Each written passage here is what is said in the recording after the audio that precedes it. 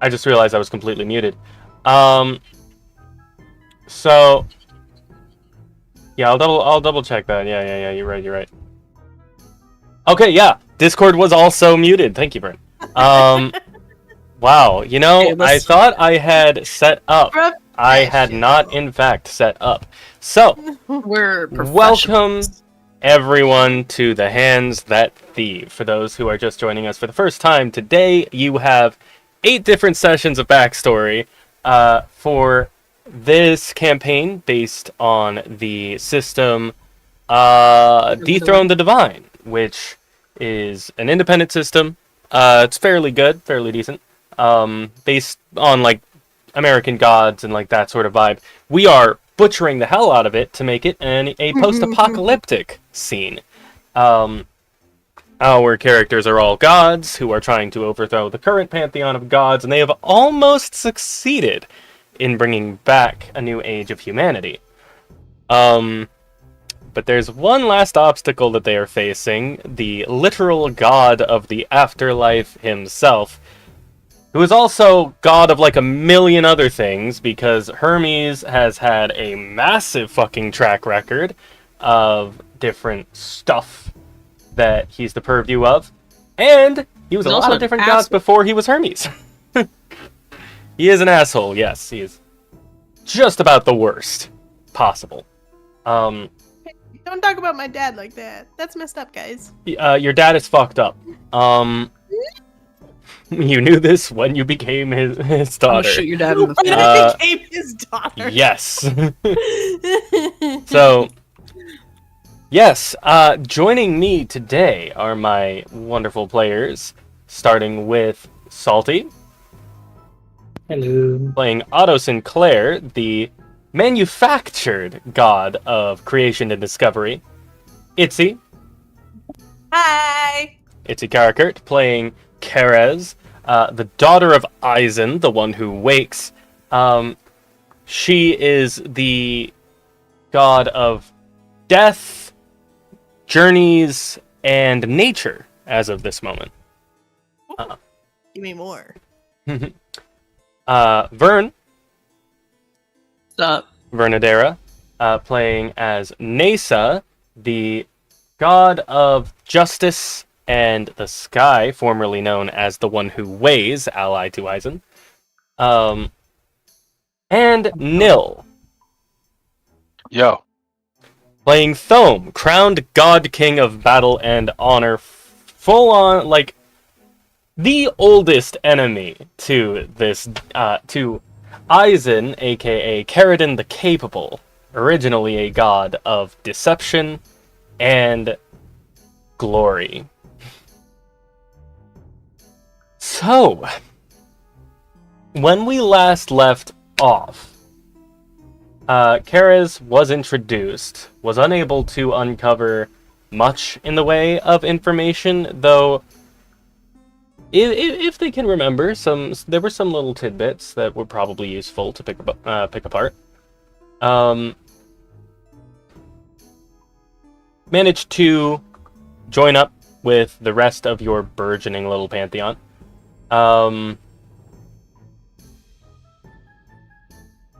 Trying to remember. Was there anything? I feel like most of it was just bringing Kara's up to speed and the vague attempt at trying to figure out a plan, right? Yes. That's where we left off, is we're trying to figure out how we're going to confront Eisen. Mm-hmm. Thoman suggested challenging him. Nasa suggested trying to trick him.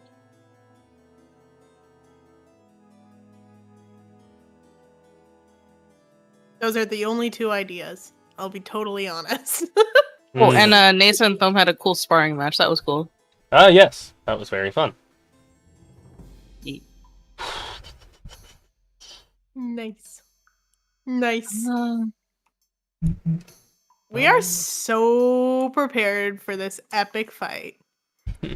We are Let's not. go. Well, I'm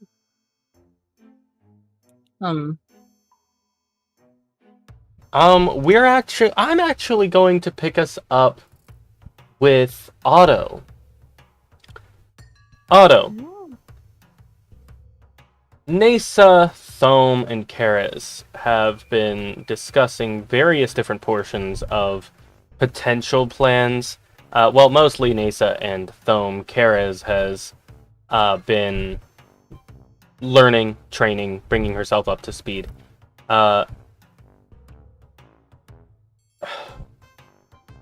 What is your plan? What are you going to do? You already know that they're digging up uranium. You assume that they're digging up uranium to make atomic bombs. How do you deal with that? Well, Otto's idea is to try and think of some way to completely counter the effects of radiation. Specifically, if we're going to go there, there's going to be radiation to be manipulated and used. So Otto's going to try and spend time thinking of a way to completely counteract the use of radiation in general. So, and from what I'm aware of, it's not an actual thing that exists. So he has to really dig deep to try and discover something entirely new. That's true. Okay. To do that outright would be a seriously high DC, but there are ways to kind of tiptoe yourself in the direction. Yeah. So your main focus is going to be on that, researching that. Yeah. Okay. Yeah, then our camera is going to focus on Otto's lab, for lack of a better word. Unless he built one. He probably could have by this point. Yeah, Otto's lab. Yeah, I built one, for sure. So...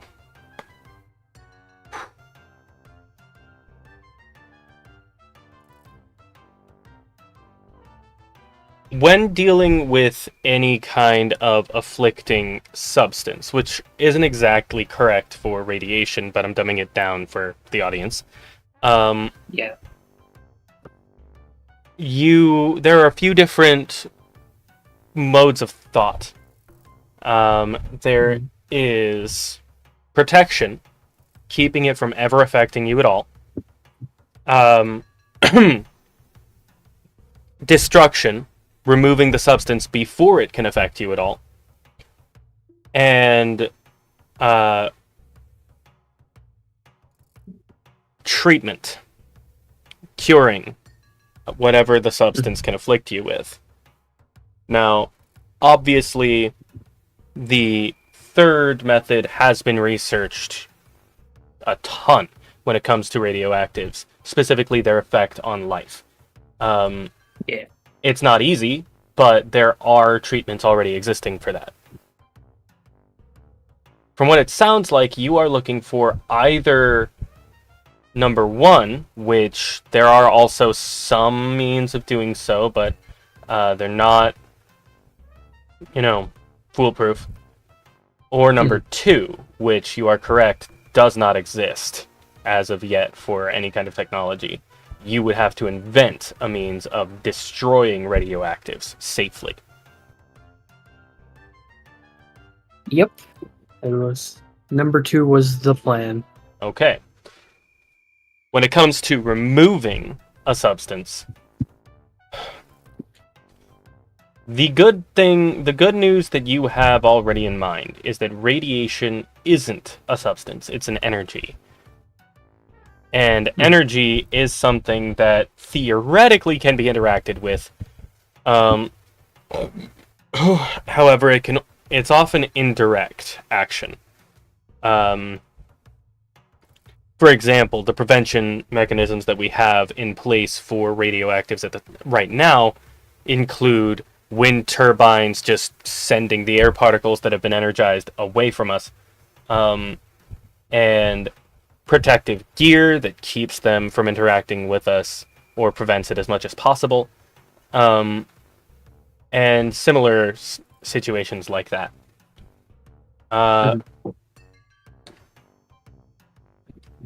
But to de-escalate the energy entirely, just for the record, for the audience, this is fully thumbtacks and string. None of us are scientists. Like, yeah. Oh yeah. Um, We're playing gods. yeah. I don't know why I feel the need to clarify that. Probably because, like, radiation is a very serious thing. True. But Excuse you, I'm actually a secret rocket scientist that plays for this on the side. If you really were, God forgive us. I mean, I guarantee you that astronauts and rocket scientists play D&D and shit. Like, there's got to be some of them. But yeah. Oh, absolutely. So, trying to think of how we would even go about this. I guess there would be two modes of, like, I guess we just go to the fundamentals of what research is like. So number one would be, actually, I have a very good question for you. Yes. The experiments that you will conduct in order to try to bring this about. Mhm. How ethical are you going to be with them?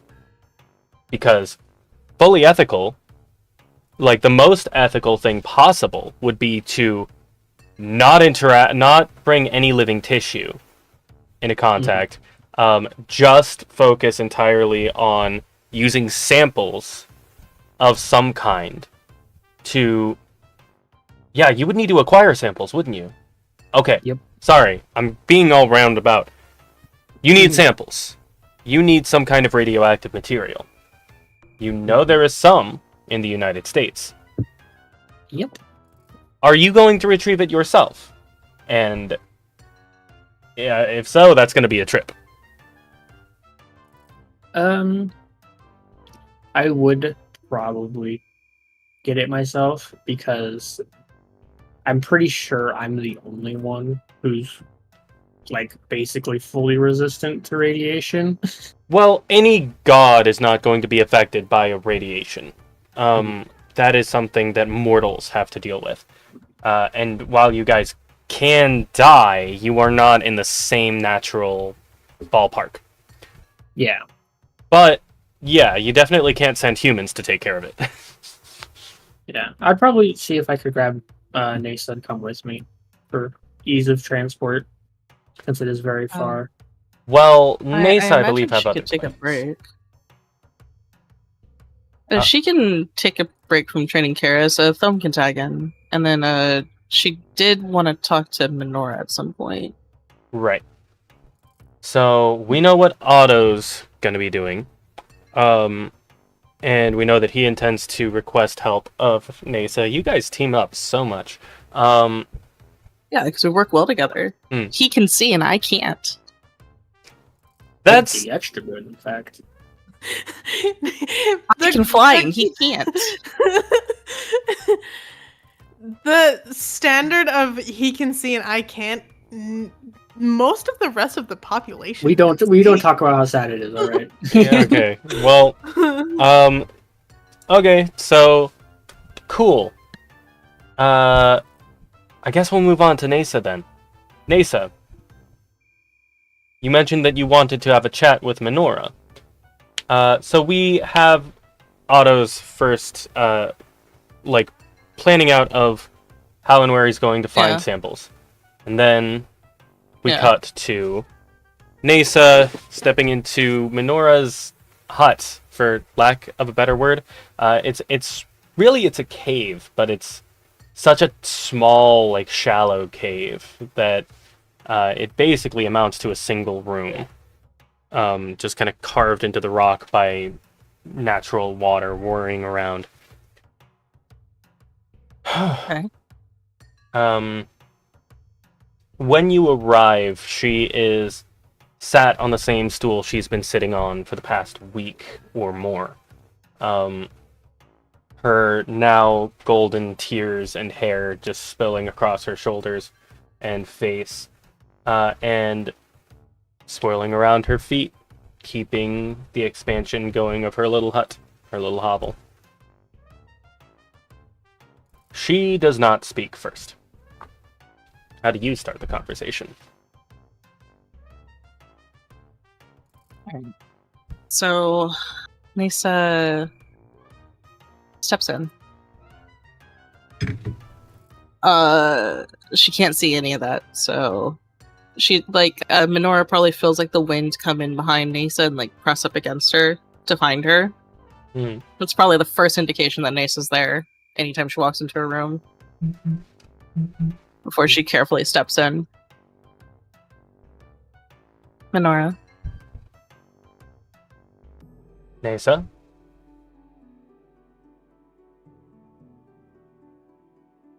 I wanted to be on more amicable terms, so I'm here to apologize.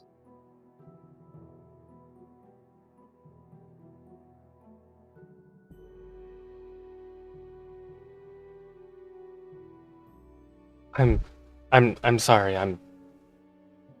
I'm confused.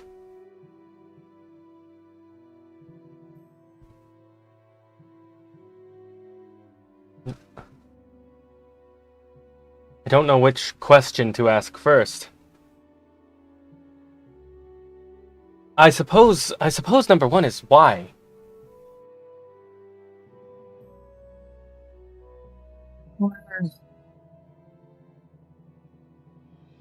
She walks over and feels around for a place to sit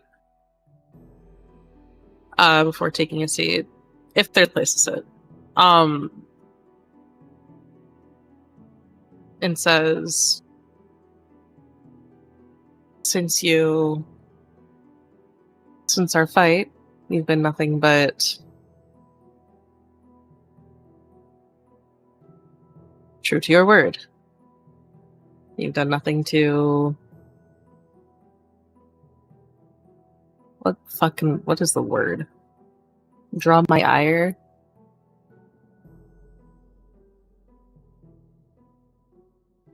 That's not the right word, I don't think, but she, I was never good at talking to people. Yeah, there isn't a natural seat, but you just conjure up a tiny cloud to sit on. Yeah. And once again, Minora nonplussed, just with respect, Lady Sky Judge. It's been a week, maybe two. Do you not think this level of leniency is a bit rushed?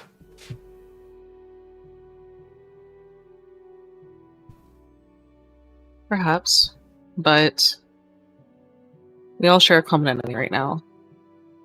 And I need to work with you if I want to defeat that enemy.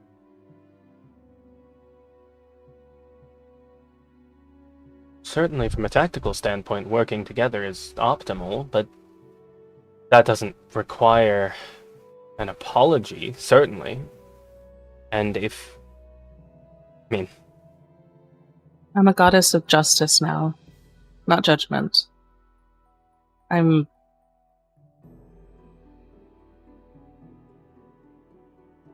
guess the word is I'm supposed to be kinder now. And I don't feel I've done that to you.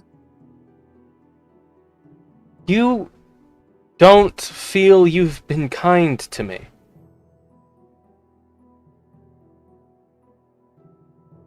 I feel Nisa. tweaks her eyebrows like she's thinking about it. She's like,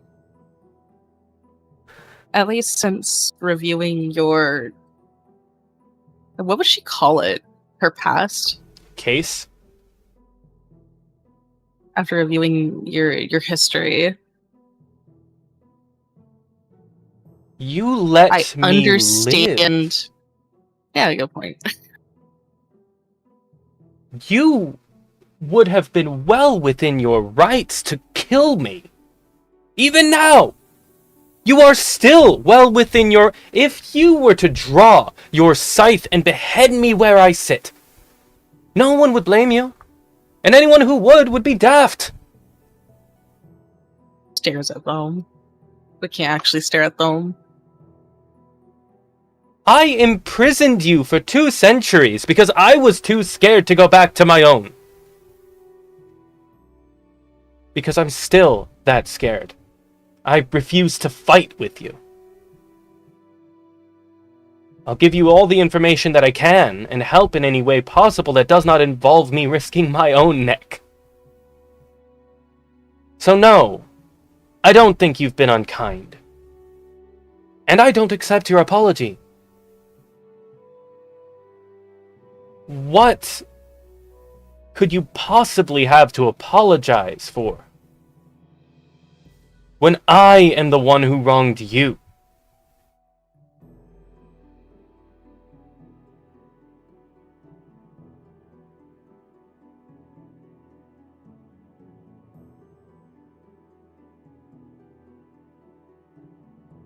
I understand what it's like to be afraid like that.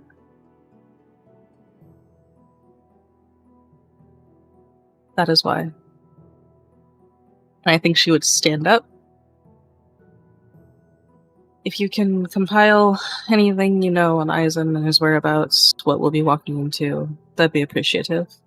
Thank you. I won't waste any more of your time. And then she'll turn and start to leave.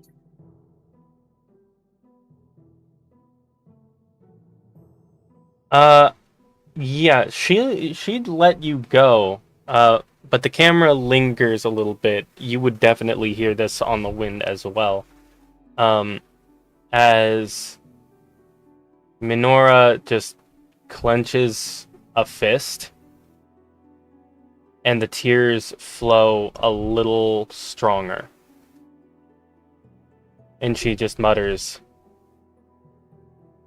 "Your time is not a waste."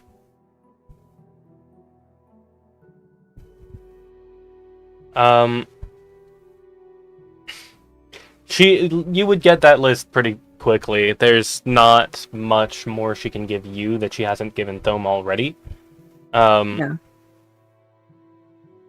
Eisen has set up not so much a strong... I mean, it's not accurate to say he set up a stronghold on Australia.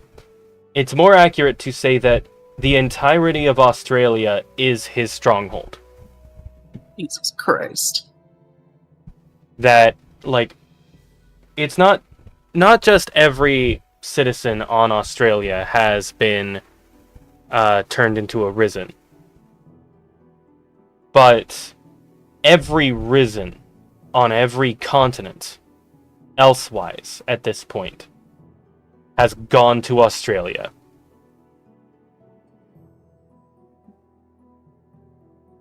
This would not fly in Outback Steakhouse.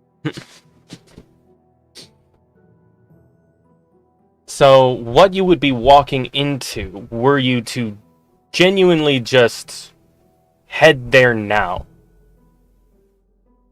is somewhere between 3 and 4 billion people, most of whom can't fit on the mainland.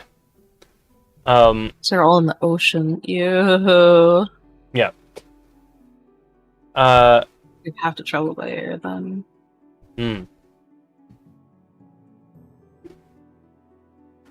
And Australia is also where Derize has kept their stockpile of old world technology, including machine guns, missiles, you name it. That's where the bullets are! Yep.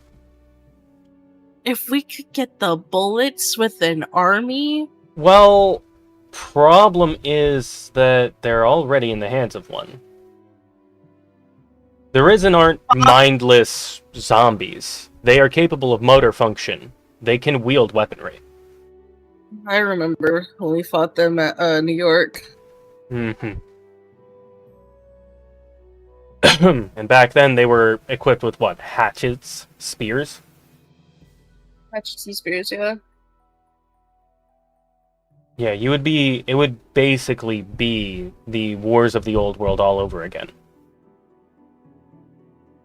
Only this time, rather than Sarkuth and Minora and Virix, you would have yourself, Thome, Otto, and Karaz. I'll have to discuss it with them more. Mm-hmm. I have a quick question. What's up? So, because there's no living people on Australia, then Absolutely none. cool. That was my only question. Okay. Oh, one thing that I realized I didn't clarify in the last session. So I didn't actually know how uranium is stored and transported. I think I mentioned that there were like carts of the stuff. That's not how it works. Each lump is transported individually. Lumps of about 56 kilograms. So, because any more than that, and they superconduct and melt. They don't explode. They just like dissipate. So they did have to be stored differently, and in a different manner. So that's the only thing that I wanted to clarify. Bit of an immersion breakage there. But yeah. So the good news is that any tech that Darius possesses that has since been handed off to the Risen can only be used by the Risen on the mainland. Can't keep a lot of it underwater. There are some things like surface-to-air missiles that can be stored underwater and launched from there, provided that the things have been built, and they've had a decent amount of time. It's possible that those have been finished by now. But for the most part, with like firearms and handheld weaponry and such, it's all going to be on the mainland, which is a small portion of the troops in comparison, you know. Let's see. What else would she be aware of? Mind you, a lot of this is stuff that she has seen. There is a lot of stuff she hasn't seen. For example, she has not seen any missile manufacturing. Like, they've had all this uranium. She hasn't seen a single atomic bomb.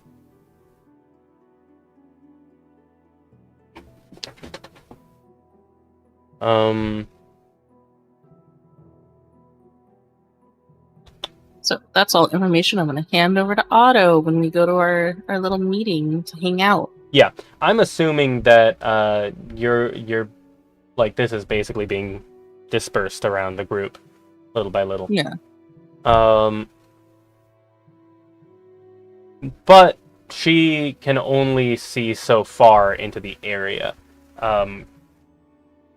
The whole like change to her being that like arising from trauma and such has dissipated a lot of her tears throughout the world. It's become more difficult for her to do reconnaissance on some things, and Eisen already knows how she works. So if they are building missiles, they wouldn't do so anywhere near water. Mhm. And unlike humans, his soldiers don't need to eat or drink. So no water in them, she can't see through their eyes either. Okay. So yeah. This fucker thinks of everything, doesn't he? He's been around for thousands of years. Fucker. So, I'm gonna let you sit on that. Thome, what are you doing? Other than training Karis, because apparently she was handed off to me at one point. But you can always just say no. Yeah, if you wouldn't do that. Probably continuously running through his last fight with his truest arch nemesis, and trying to let that one move not beat him. Yeah. The biggest issue you're going to find is that to this day you still don't know what that one move was. 1 second, you're standing ready to take his sword, the sword that no one can block except you. You all kind of. You didn't consciously think about this. You rarely consciously think in the middle of a fight. But looking back on it, you're able to recognize that your instincts, your patterns had intuited where he would strike and how to counter it. And before the sword ever made contact, you felt something hit your back. Nothing solid. Something ephemeral. And everything went dark.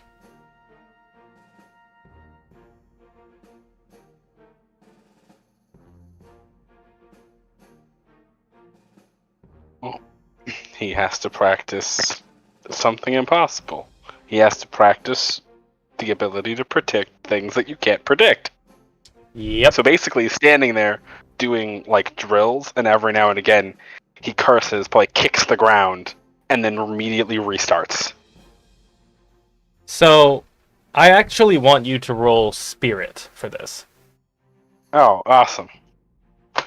His best one. Yeah. Maybe you should have put points into Spirit. I don't use it. Can I use Battle? Can I use a Divine Die on that? I'm expecting the word no, but... You're training for a fight, so I'm gonna allow it. But don't expect it to help much. Yippee! Hey. I'm using 3 dice right now. So any dice help. Mm-hmm. That's 3 more than I thought, bro. Can I use my battle sense on this? Nothing's actually attacking me. Never mind. Ignore that I asked you a question. Yeah. Alright, that's Do we succeed on 4s yet? What's our following? You succeed on 4s. Oh, awesome. That is 3 successes. Okay. One of those is a divine die though, so you know. One of them was a divine die. That's a slip. So yeah.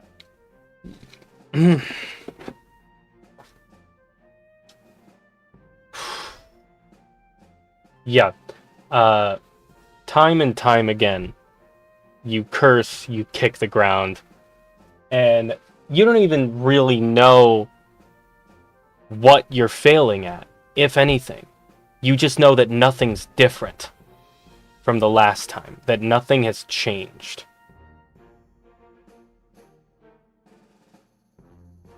Honestly, it shouldn't be that surprising. The only reason you were ever able to fight him at all is because of this sword. The sword.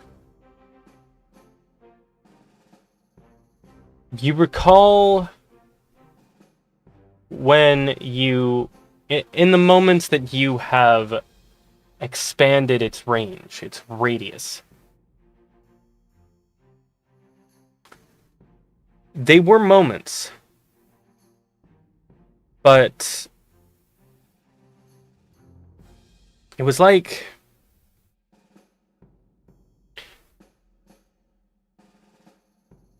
you felt something that wasn't there.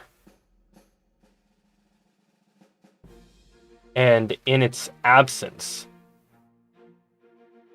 was the texture of everything that had ever been.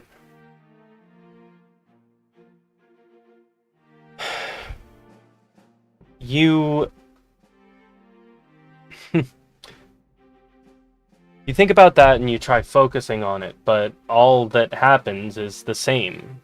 The expansion of the radius. You're still not sure at all how to stop whatever the heck that was, but you've got some idea of a feeling, and that can at least put you on the right track.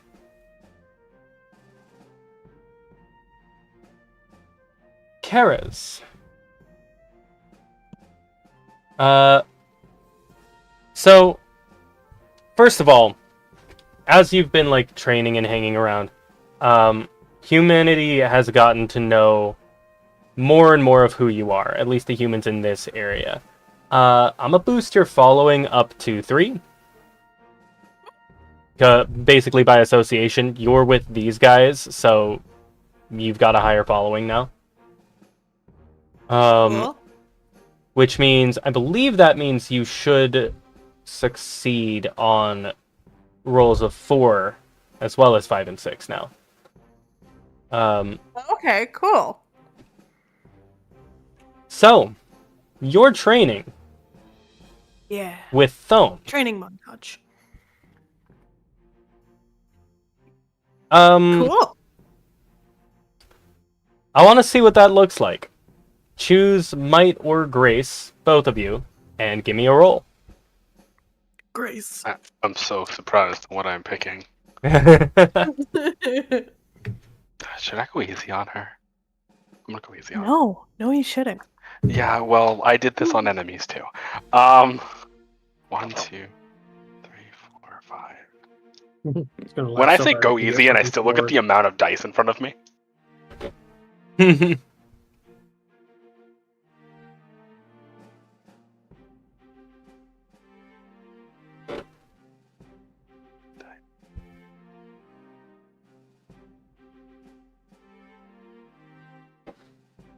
And this doesn't use a divine dice, right? Just double checking. For you, I don't think it would. Well, no, you're using your divine weapon. So, yes, go ahead and throw that in there. Okay, cool.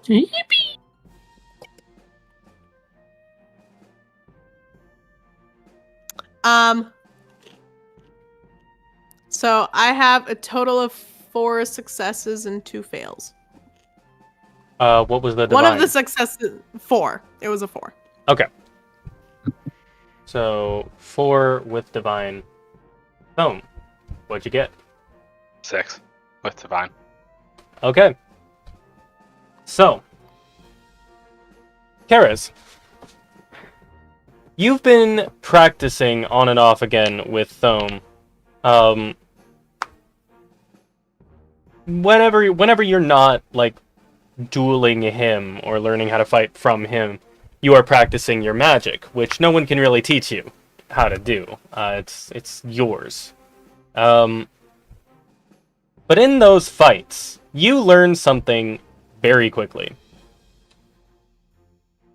Your weapon works entirely off of magic. Which means that every time Thome blocks it or cuts it, it's just a sharp scarf. No flowy movements, no levitation. It just drops to the floor.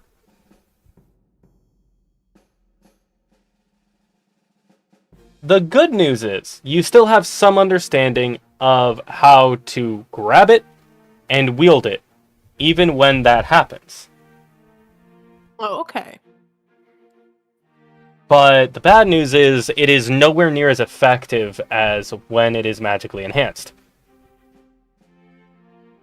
You are learning pretty much immediately what every god before you has had to learn when fighting Thome. You can't win.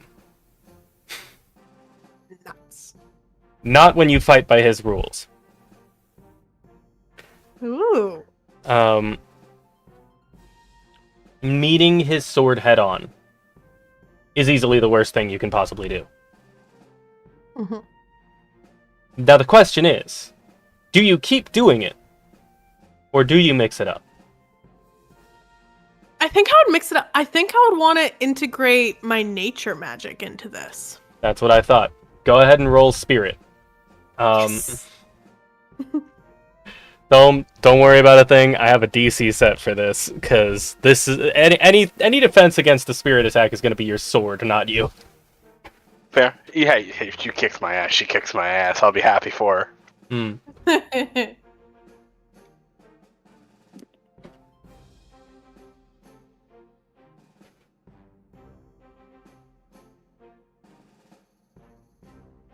Okay. And spirits, no divine dice or divine dice? I Divine never dice know. because it's domain. Yay! Anything that has something to do with your divine domain, add to divine Always dice. uses. Okay, cool. Oh, that's only 3 successes. Was the divine among them? No. Okay, then that's a straight fail. So Nuts. during one of your fights, you decide to improvise. You're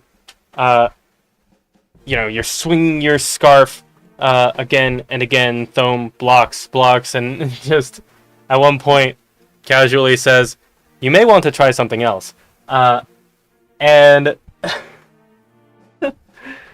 a vine creeps up from around a rock wall and attempts to whack him in the face, only to shrivel and die once it gets in close proximity of his sword.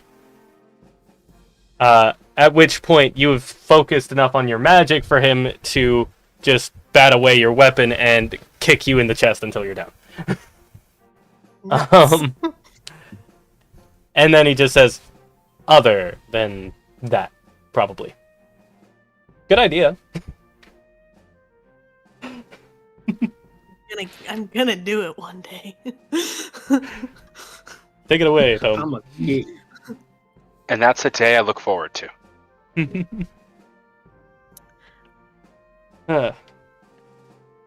Well, Before we continue training, Oh, can dear. you give this? And I'm gonna pull out a bag of carrots. Give this to Darcy. To who? My A unicorn. unicorn. He just starts to laugh.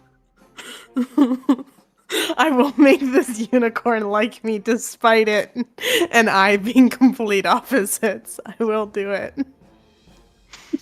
He takes them, and I guess at some point he's gonna try. you hand the carrots off to Alania? Yeah. Yeah. To Alania.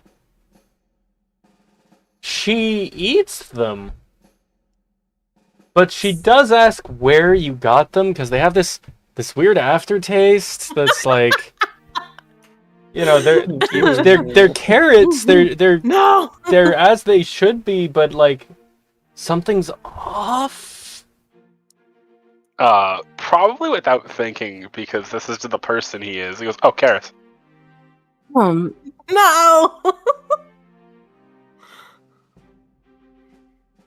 I don't understand the problem. You say that while she's like mid chomp, and she just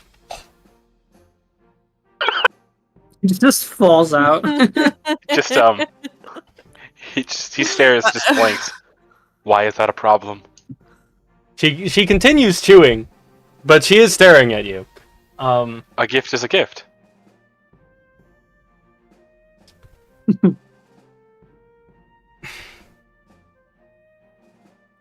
Gift is a gift. 24 hours or laying on the floor dead.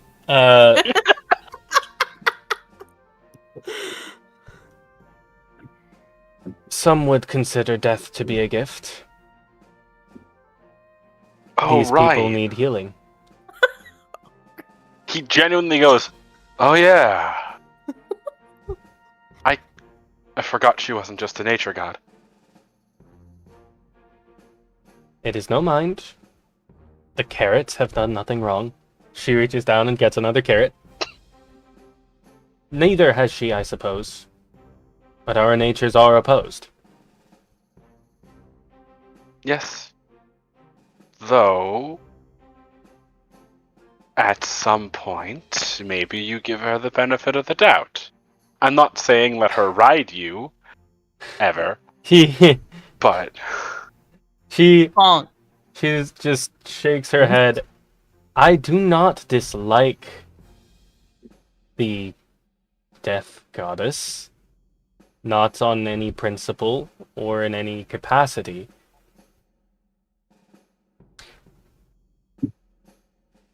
With respect, friend, how would you react to a particular person if you felt that spiders were crawling all over your body every time you spoke with them? genuinely looks towards Australia. Poorly.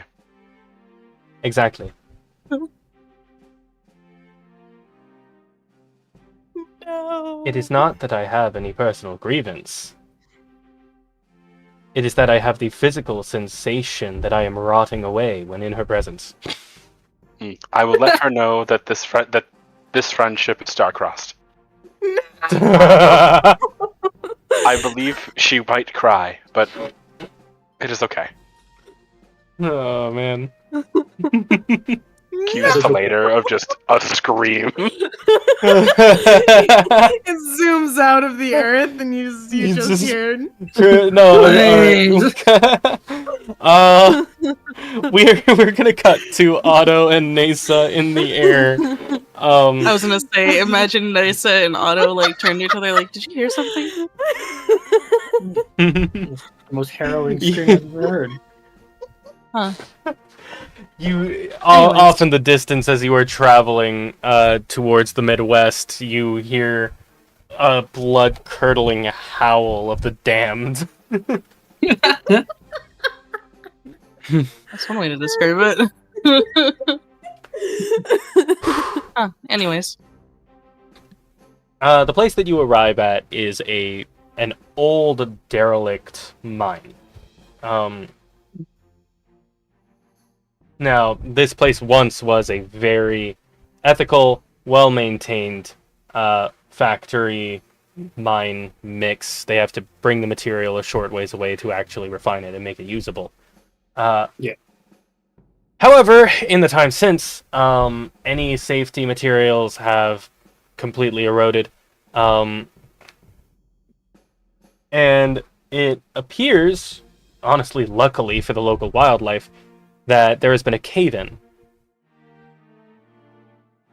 You can unearth this and collect the samples you need. But you are either going to need to close it back up again immediately thereafter, or you're going to have to rebuild pretty much all of those safety necessities in order to come back if you need more samples. I see. Because there's only so many times you can dig up and rebury a hole before it's structurally unstable and there's no, like, Safe the stuff to in do there it. is harder to get to. Yeah. I'll probably Oh, I should swap. get in there and then collect as much as I possibly can. Like more than I know will be enough, probably. Okay. And then destroy it and just close it back up so there's no. All right. I don't think we'll bother with the skill roll yet. Okay. Yeah, you're able to collect a bunch. Actually, no. We should have a skill roll so that I can give you a genuine number. Okay. So go ahead and roll that. It'll also be limited by how many canisters you have on hand, which, honestly, it's auto. He could have as many as he wants, so... Would this include divine? Yes. This is for the purpose of creation and discovery, so... definitely. Alright.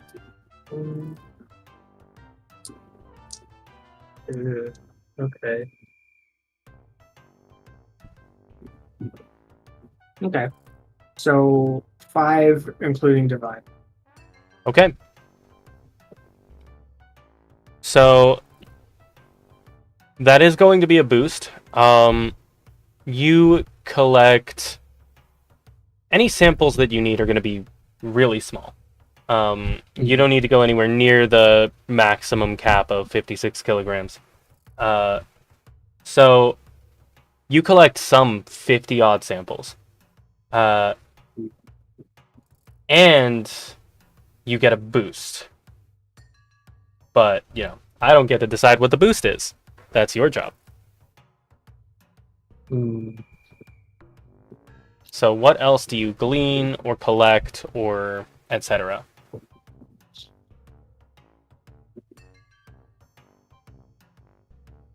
Okay.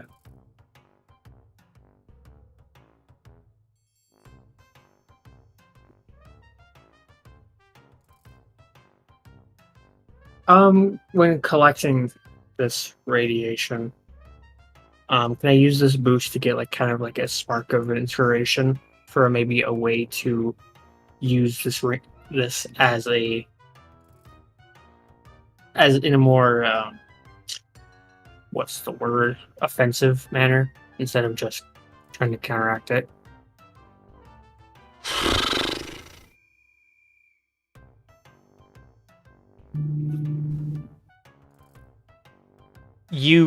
I mean, that's possible, but you wouldn't be able to use it against Aizen. Yeah. No, I just want or just any of his soldiers, idea. really. Mm-hmm.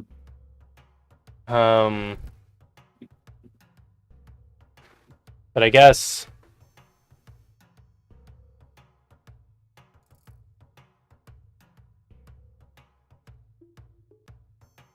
I don't really know how to articulate that.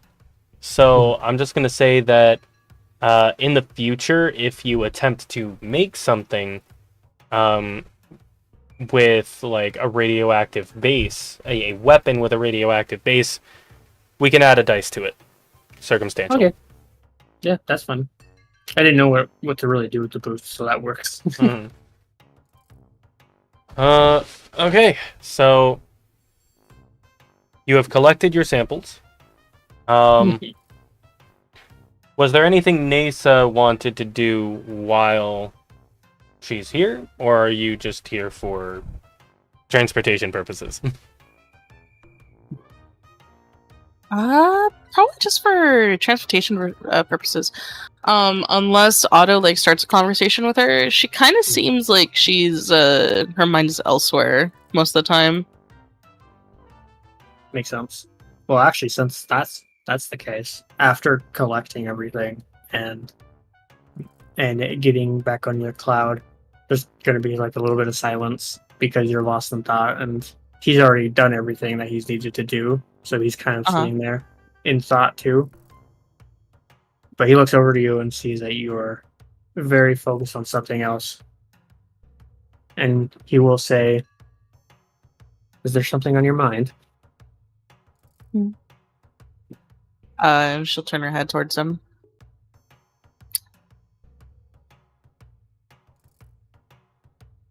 I guess I'm questioning what comes after this. No. Well, so after we finish out all of this and in a more peaceful time? Yes.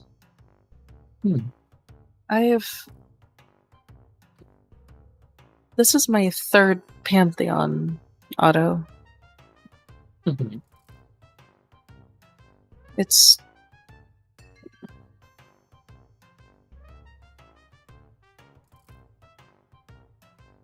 The world is very different from when I was first created, but...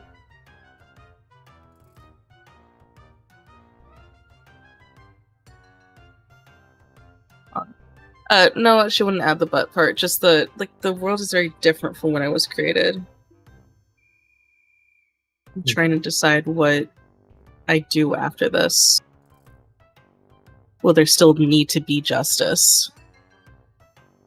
No, of course. There's always a need for justice. There's always going to be bad people that need to be counteracted in some way. That's just the nature of things.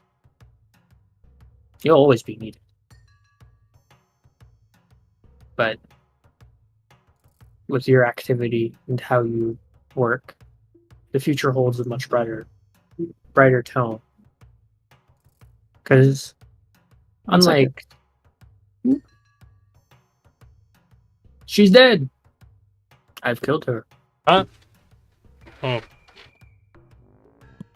You murderer. Otto stabs her. Uses the cloud to leave, except he can't do that, so he just kind of floats adrift forever. Well, she won't be getting justice. In response to justice. Nasa's death. No justice, Jesus! God. Well, that's the end of the campaign. She was the secret final boss. Congratulations. I stab her, and she goes, "How did you see my through my disguise?" As it's Aizen. I'm like, I didn't. Okay. In fact, I'm a little disappointed. Now I'm actually a little Angel- disappointed. I'm so sorry. No, you're fine. I wasn't talking. So, Angel. Okay, so who are we stabbing? You guys are saying something about stabbing someone? Oh no, we were cracking jokes when you left. Angel did what? Angel walked in with the dog and was like, the dog fucking pissed on my work shoe, and what am I supposed to do? And I'm like, Well, that's rough. Sorry, can't anyways, talk. I'm role-playing. so basically,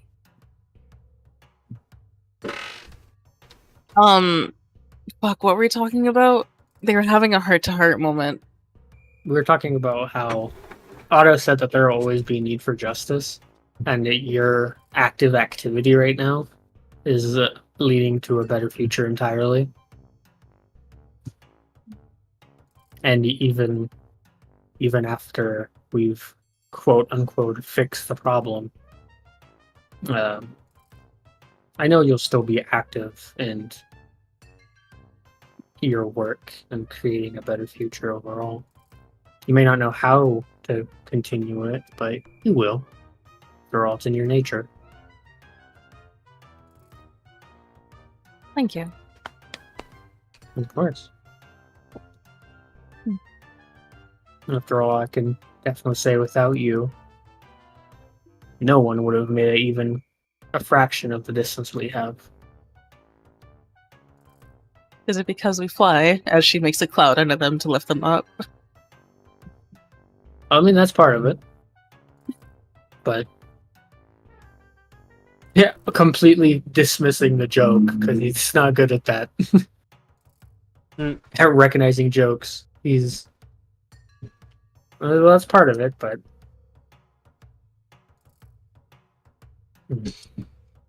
Thank you. Honestly, I think it would be equally funny if like he was genuinely talking about distance when he said the distance we've made, and she's like, "Because I can fly," and he's like, "Yes." It's highly efficient. exactly in the exact miles and feet we've moved. I think she would just smile if he was just going off like that. Okay. You're a good friend, Otto. Thank you. Aww. After all, you're the only friends I've ever had.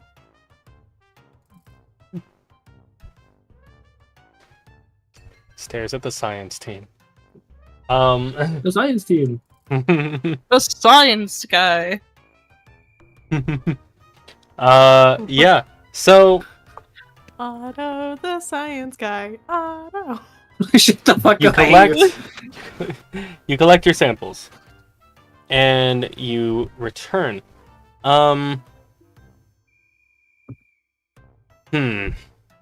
See, this is kind of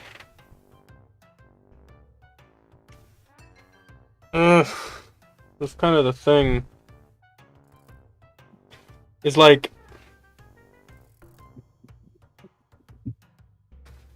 Oh, Oh, man. I've never had... What's up?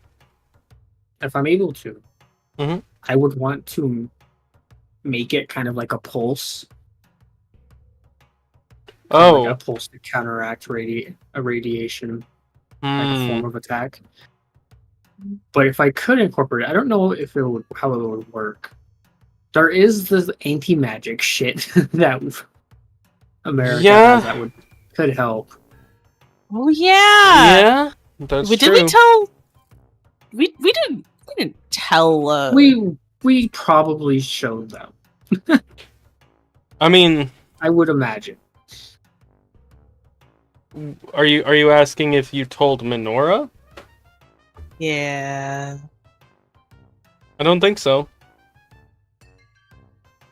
Did we want to do that? Minado's not Probably against not. it, but that's up to you guys.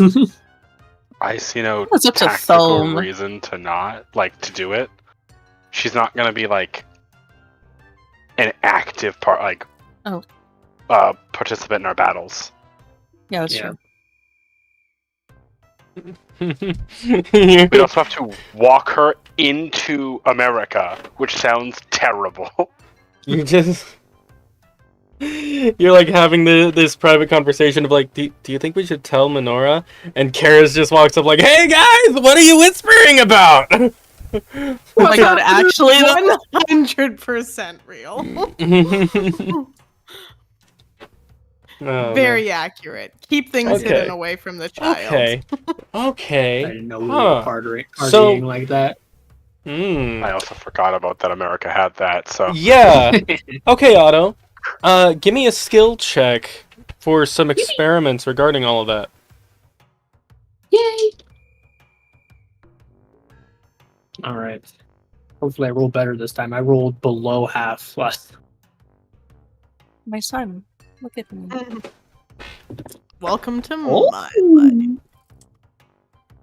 Okay.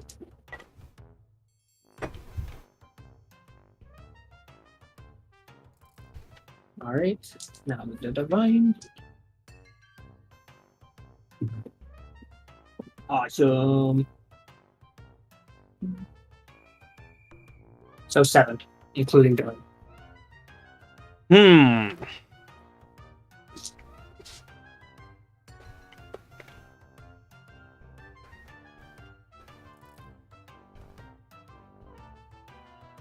Yeah, you know what? Because that was a great idea, we're gonna call that one a boost. Yeah. So, how do I word this?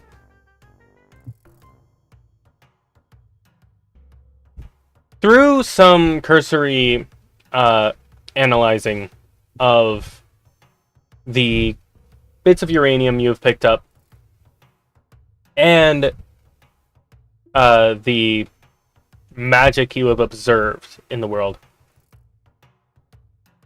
you are able to deduce that radioactivity and magic itself are not supremely dissimilar from one another. Mm-hmm. They are both heightened action states of energy and matter. The main difference is the conduit. Radioactives are conducted through specific kinds of minerals, and especially plasma, and are just kind of generated and sent out in random directions if the material is active, or if it is inert, then said material basically acts as a secondary conductor for the active material. And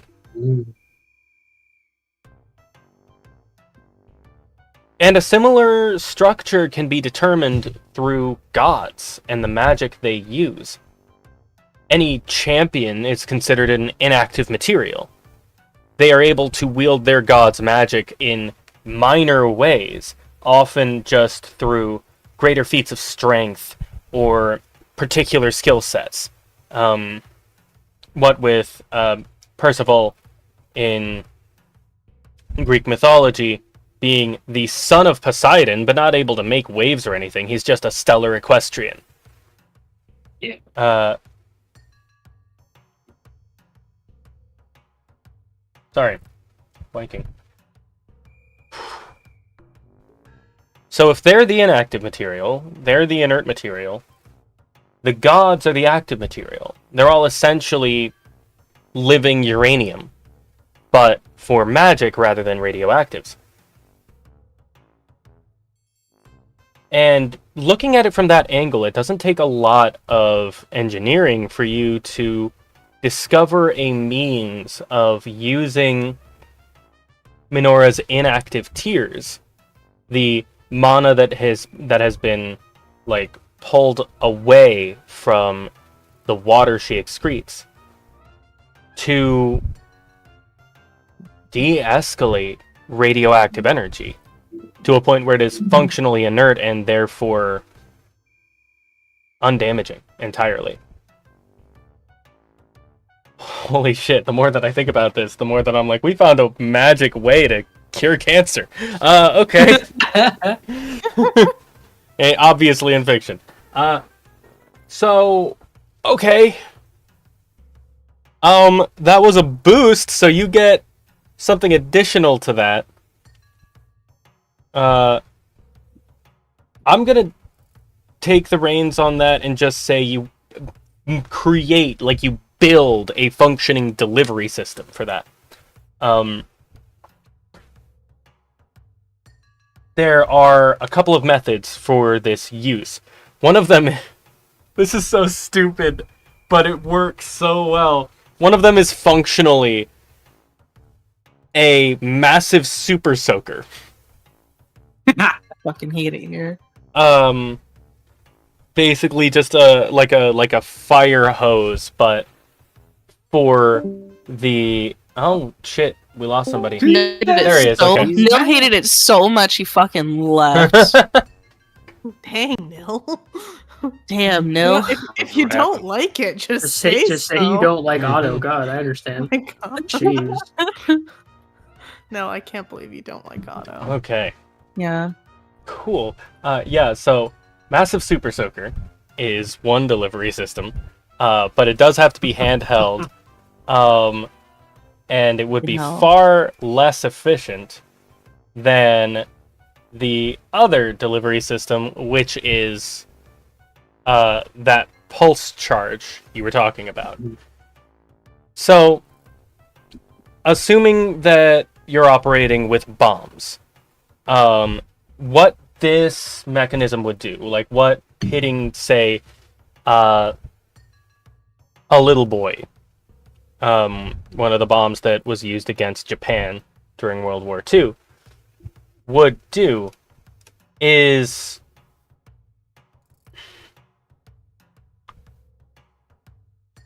I don't think it would render it completely harmless. It is still a hunk of metal that is flying directly towards you. Yeah. But whatever destruction it caused would be practically insignificant. It could destroy a building, but that's far less than an entire city. Yeah. And as already discussed, for the radiation proper, just completely wipes it out.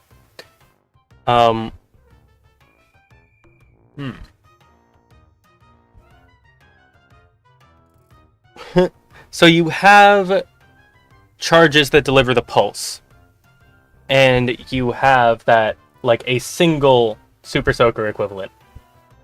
The problem is the supply.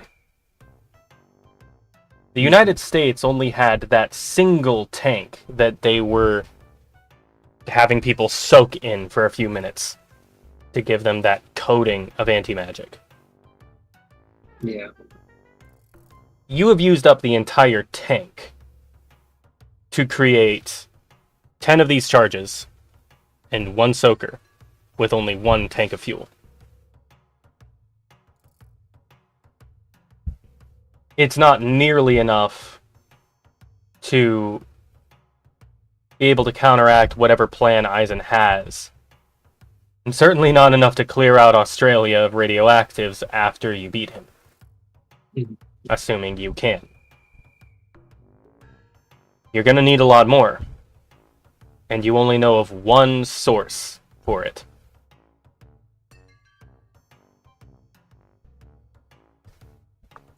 Oh boy.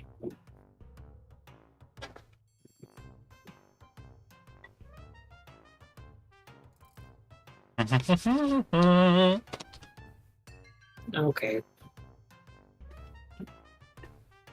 So, we're actually going to take 5 here. Okay. I need to use the bathroom and get some more water. Okay. But I do want to leave you with Sounds that cute. idea. Feel free to think about how you're going to convince her. Yeah. This is why Otto was not like exactly keen on it, but not against showing her. Mm-hmm. All right. Because we probably need it. We'll be right back, everybody. Bye bye.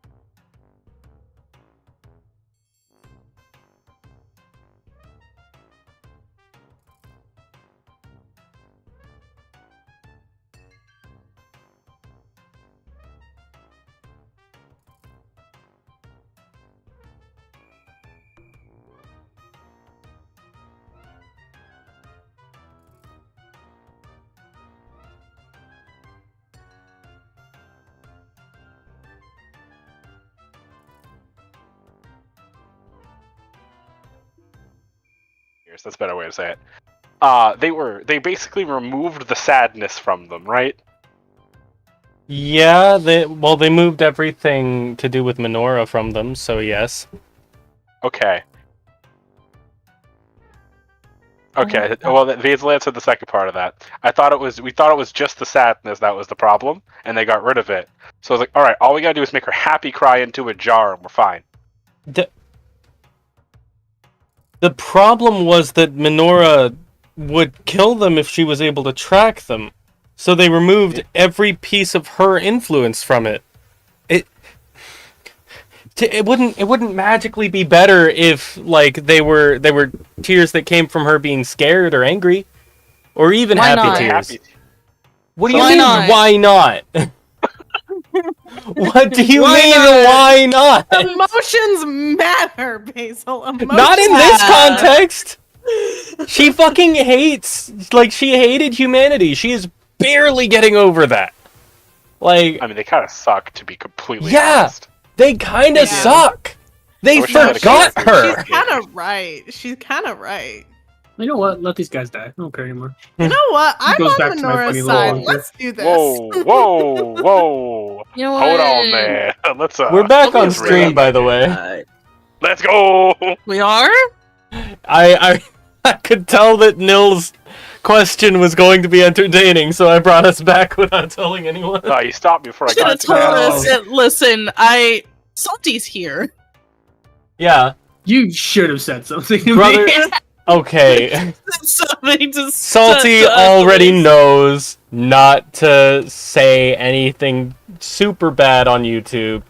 There's stuff. We that didn't know won't- we were live.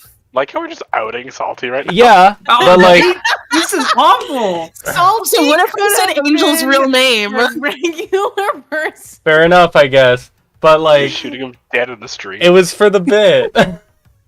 Painting me as an You should've evil fucking creature, All right, bro. I'll be right back. Nothing bad happened, so it's fine. Salty is right here, guys. Come on. Yeah, guys, What does that Salty's mean? here. Hey, remember, We- You know exactly what it means. Yeah, Salty. Bruh. Your name is literally Salty. Okay. I'm just saying. Have Okay. you guys ever First, seen that that you did. video? You did not need to say my name is Salty and then gag. What no, the no, fuck? no. I'm referencing a video. Uh-huh, yeah. Okay. Yeah, I'm sure. It's a no, I'm not gonna. Well, was there anything else to your question, Nil? no. Okay. The rest of it was about gaslighting, so it doesn't have. We don't have to get.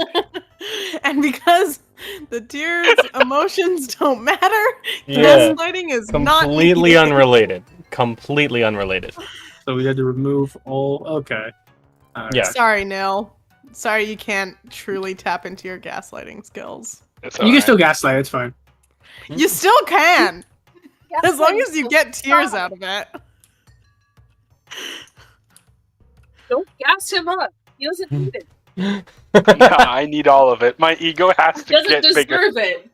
Oh my god. Still the game, right? Yeah. So. All right. What? Get out of here. What? The tab is called Session for a reason.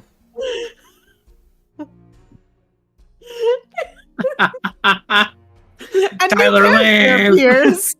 Shakes you violently. Leave. We're Vern- in session, bro. We're live. Yeah, we're live on YouTube and in session.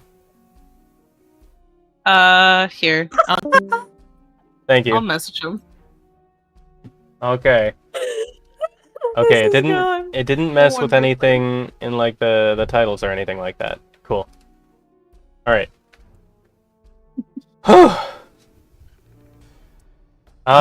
Surprise guest How's visit. your day going, Basil? It's I'm trying to get us back into the game. What do you mean? So what happens next, Mr. DM? You tell me. So listen, alright, putting my foot down. So what's happening here is I'm grabbing Thome, and I'm going to go talk to her with Thome. Okay. You're Do you gonna tell me what?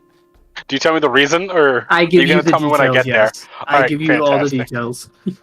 I have straight up tells you, I will be there for moral support. I have absolutely no idea how to convince someone to do the thing that you're asking me to convince her to do. God, okay. I'll try. Alright, so it's been a bit. I just remember that we have the anti-magic stuff, so we have to remove... You have to convince Minora to give you her tears so that they can be removed of any and all of her influence. Gotcha. At which point you will have anti-magic material. Okay. Okay.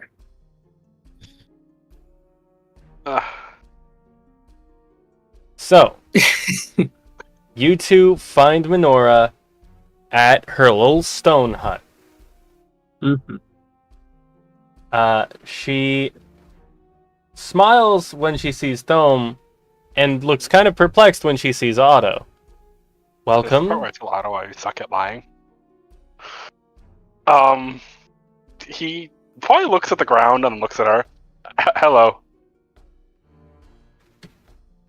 That is the most awkward greeting you've ever given me in your life. It is... Makes sense for the conversation we're about to have. Yeah. So, okay. So the mortals, they have a device, and this device has the ability to produce sort of a anti-magic liquid.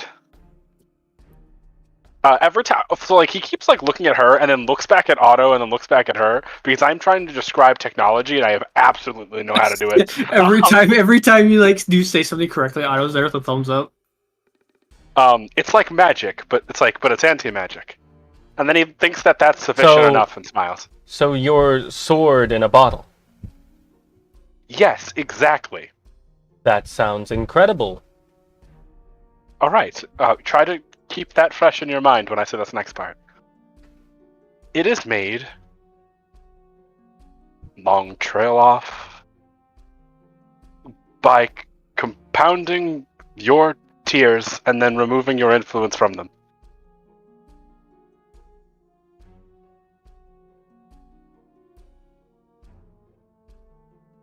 The gold in her hair and her tears gets like flecks of blue mixed in.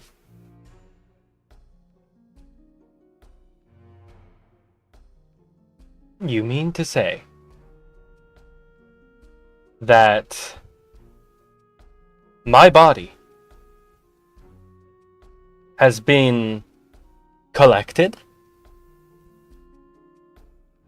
and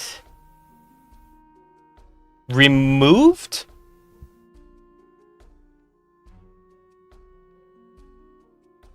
And what remains once it has gone through this device is a husk that is capable of counteracting magical influence. He slowly turns to Otto. To put it as bluntly as possible. When you put it like that, it sounds pretty awful.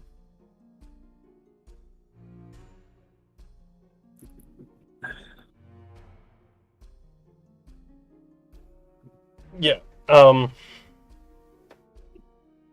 It probably hasn't like fully stuck in, but every single tear Minora has ever shed is a physical part of her. Mm-hmm. It's essentially like if your strands of hair that left your body were still something you could very vaguely feel somewhere on the other side of the earth. Mm. Some of that has been changed. Since this shift to her being, there are parts of her that are no longer part of her. She's had such a substantial change mentally and spiritually that it has affected her physical body. She is quite literally not the same person. Mm-hmm. But this knowledge still makes her viscerally uncomfortable and perhaps a little angry. Yeah, I can't blame her. Like, even in the slightest, in fact. And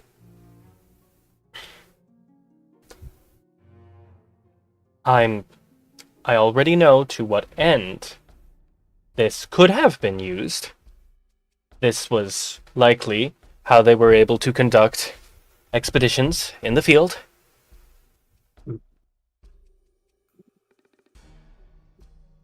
You are both very much aware of the fact that she is now thinking about how humans were swimming inside her.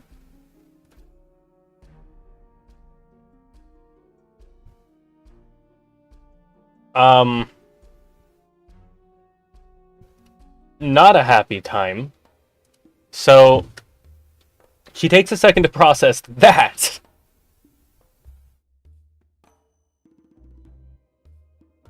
How does... Why... How does telling me this now help? Telling you this now helps because very recently I've been working on a plan to completely negate radiation that they will be using to attack us.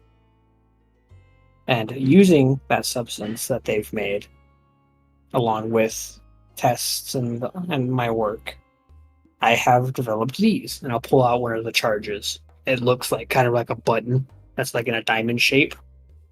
Hmm. And I've developed these. They are pulse charges that, when clicked, completely...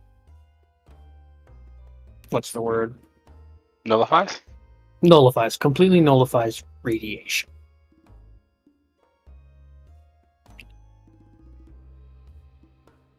And I am guessing the relevancy is that they use what I used to be.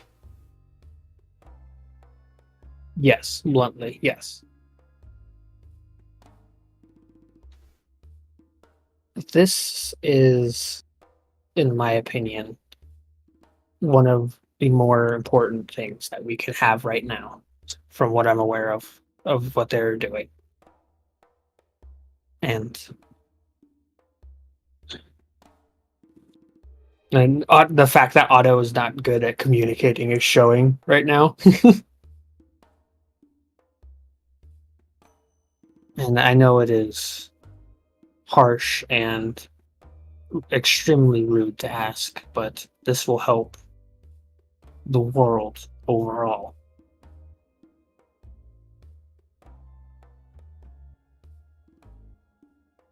And gives us the opportunity to take him down for good.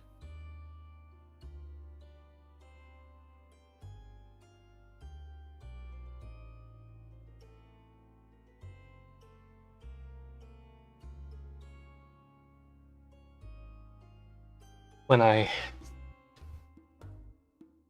volunteered to help in any way that was not a direct threat to myself,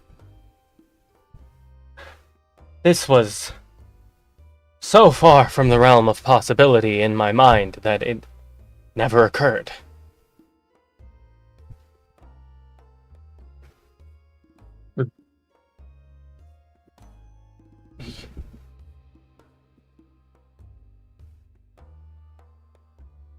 You're essentially asking me to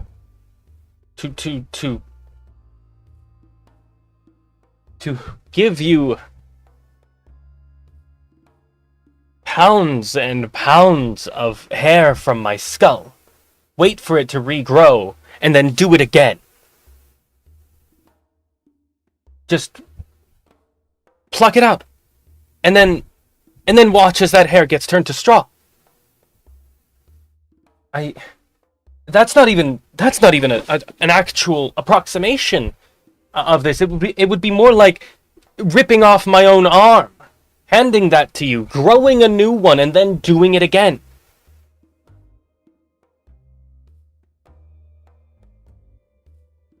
Yes, it's crash and honestly vile in its own way, but it is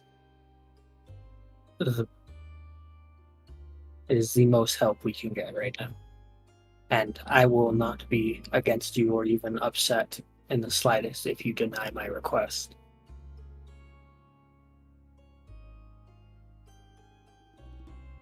More and more of the gold in her is washing out as she's just thinking about this. Otto. Yes. Is the anti-magic property more important than the purification?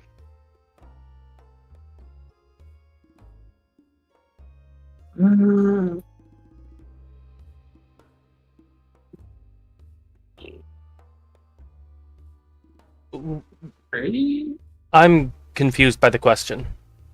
Is the end result, the anti-magic field that it would make effectively, more important than the purification process that TS have to go through? The purification process produces the anti-magic. So, yes. I guess?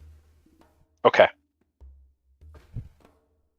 Thome looks at Menorah, and then his hand goes up to where the crown used to sit, and he mumbles, "A king can never ask someone who serves him something he would never do himself." He then takes off Dawnbreaker and goes to hand it to you. His anti-magic sword. How much could you make out of this?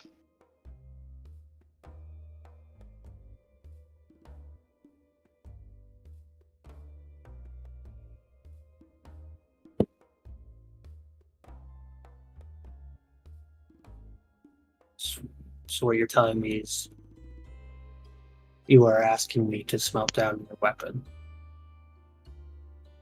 He looks at it. It's far more than just a weapon to me. I want to know, do you think this sword could become a shield for the people? Otto, this is a powerful sword. It is potent. It is complete annihilation of anything magical that touches it. It's not a nullification. It's not, a cloak. It is effectively an antimatter ray. And the amount that you could produce with it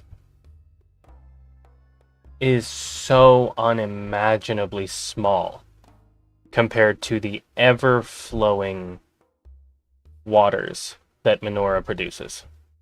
Mm-hmm. It's like comparing a petal to a mountain.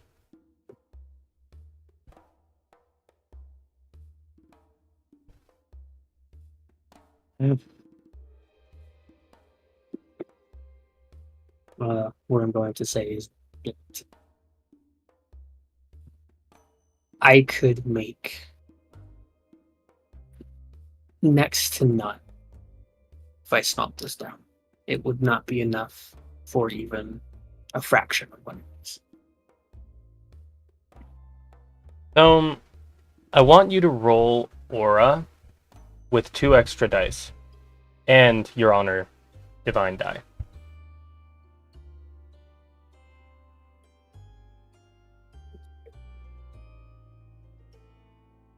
the other stat I've put dice into. Mhm. Oh shit! Oh shit, Dad.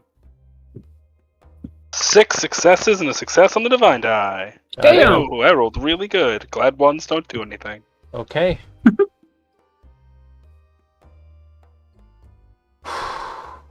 So, first, what is your reaction to what Otto said? I'm sorry, I interrupt a lot. His eyes go downcast immediately. And he sighs. I see.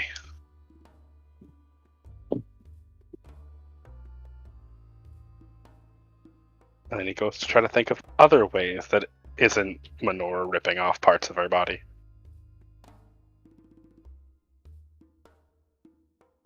I'll do it.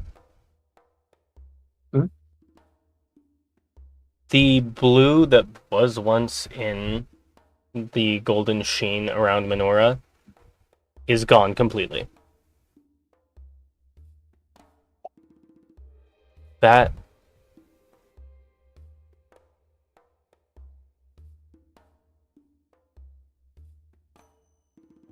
I never thought that I could feel something more terrible than the things that he has done to me.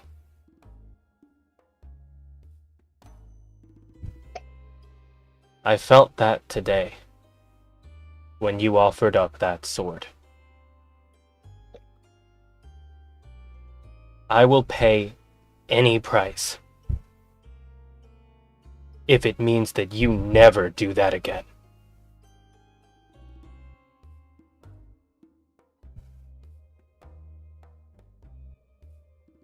He slowly turns to her. You understand what you're saying, and the gravity of the words.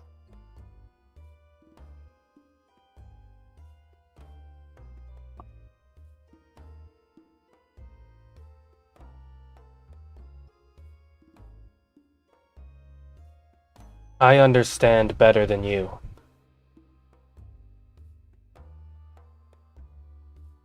Clearly,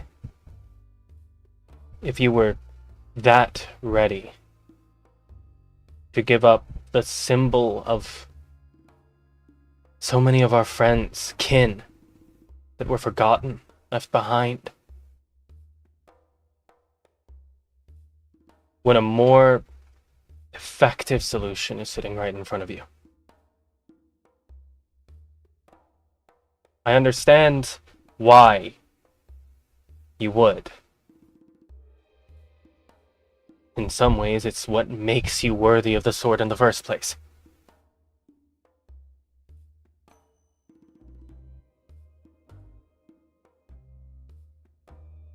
But my tears will flow again.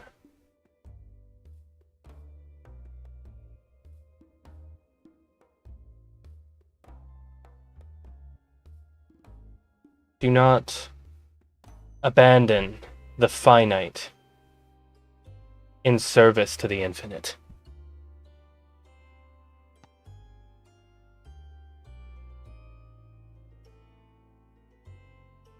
I will concede on this. But you know me. Just because something else is optimal and efficient doesn't make it right to me. Before we walked in this room, I didn't fully understand what I was asking you to do. Then he stands up taller, and a king would never ask someone to do something he himself wouldn't do.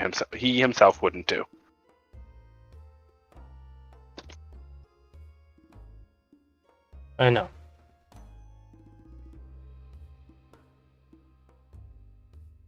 But no loyal subject would ask their king to die in their place.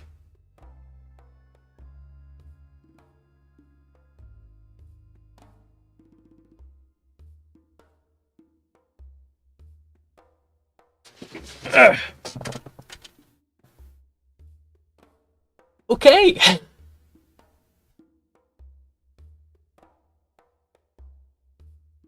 think that was the most wild that has happened in a minute.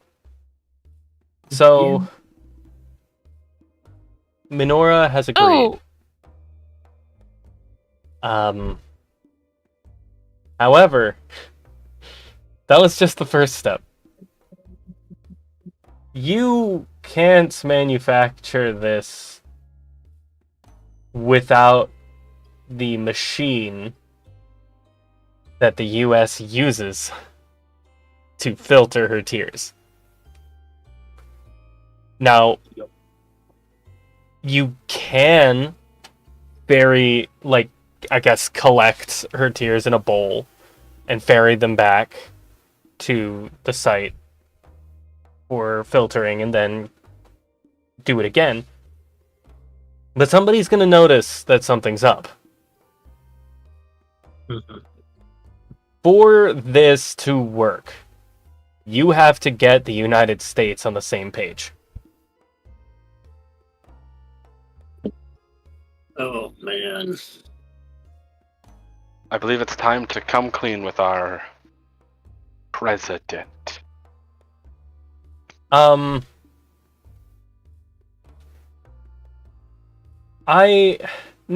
are you enacting anything at the moment? I figured I was probably hanging out with Karis because Karis hasn't really had an opportunity to do much this session. Yeah. Karis be vibing. Yeah, So we're gonna. I figured I'd do something with her. Yeah. More training or something else? Perhaps getting a perspective from her, like what has been going on the other continent.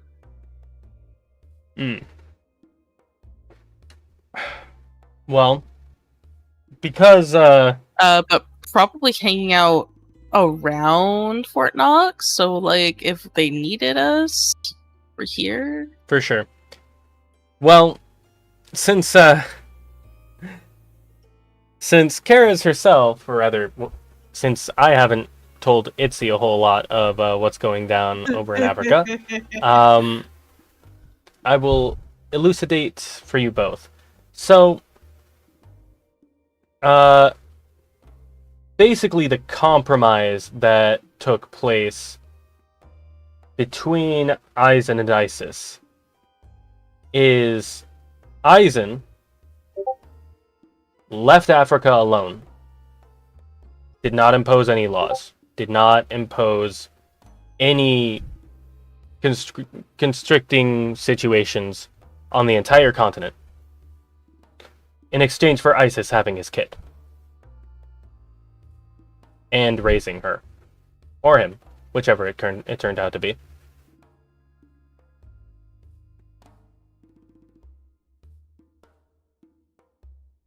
Isis took that bargain because she knew she couldn't beat him.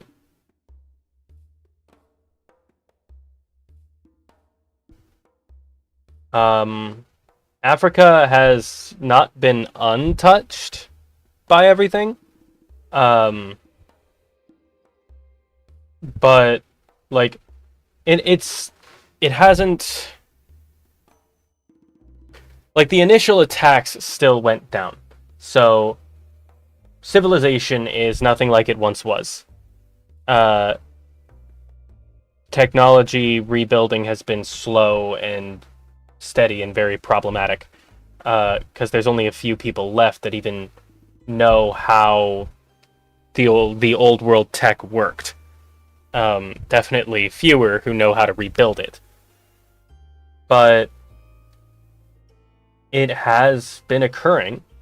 People have tracked down books and reverse engineered things, and it's probably the furthest along in human civilization to this day. However, it's been very quiet about that. There has been no travel allowed from the African continent. out of risk of breaking any, laws of the agreement between ISIS and Eisen.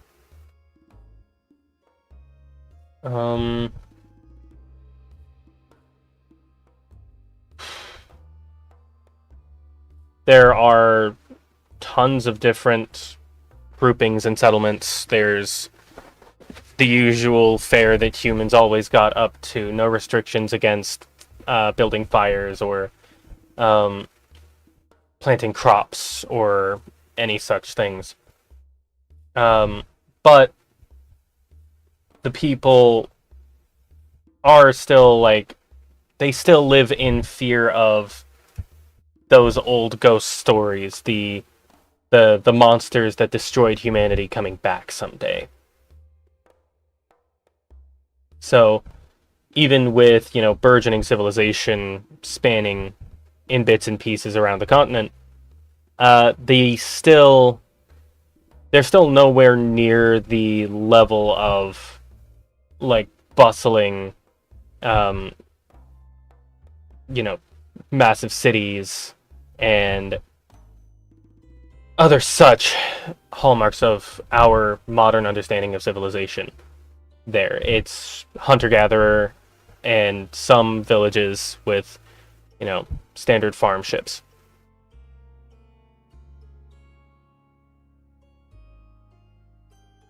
Interesting. Okay. Mm-hmm. Nace is kind of happy to know that at least some part of the world was able to recover on its own. Mm-hmm. You know what? And then she'll look to her and be like, I've asked you many questions. Is there anything you want to ask me? I feel like I've been quite rude. No, you haven't been rude at all. What are you talking about? I mean, I like talking about home. It's all I've ever known, so it's been nice. Plus, I'm a little homesick, so maybe that's why. But, I guess I don't know. Do you not have a home?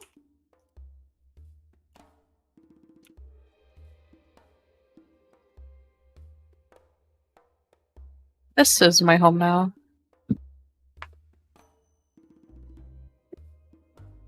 Huh.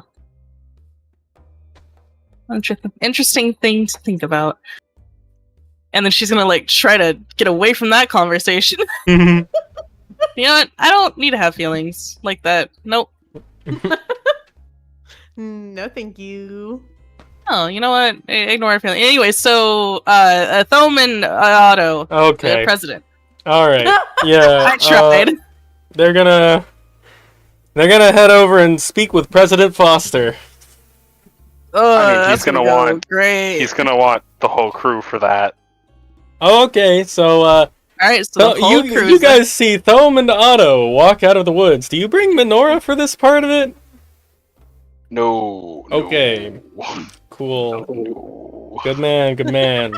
No. They walk out of the woods. They approach Nasa and Kara's at a convenient time.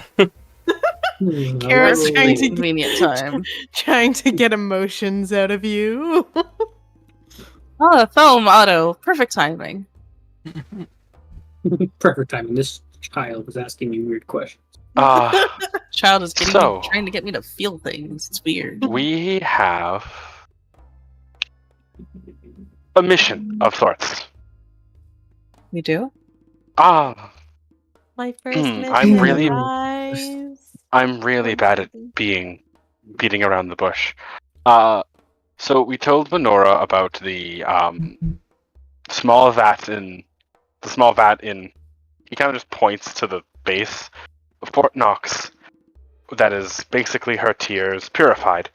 We had a long conversation, and she agreed to continue supplying those tears to be purified, so Otto can make anti-radiation pulses and effectively clear out all radiation in a certain area. We have to convince. His name is President Foster, right? Yeah. Mm-hmm. It is Foster. President Foster to either allow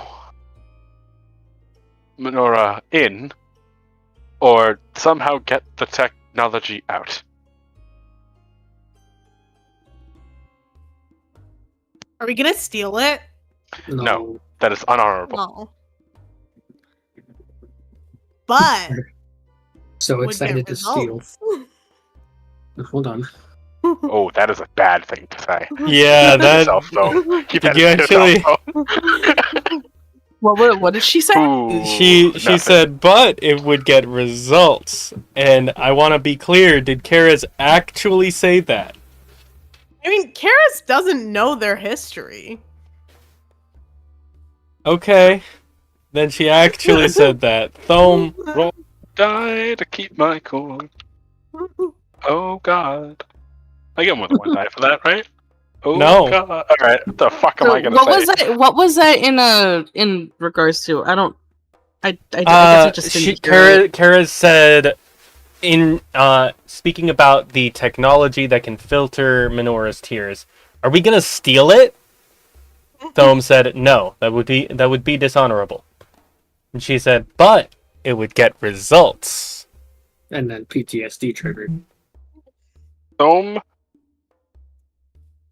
I rolled 2 once. Size. Not size. Grumbles? Probably grumbles to almost a growl as he turns to, like, move towards the Fort Knox. It goes, just like your father. Jesus. And just stomps off. Wait, how do you know who my dad is?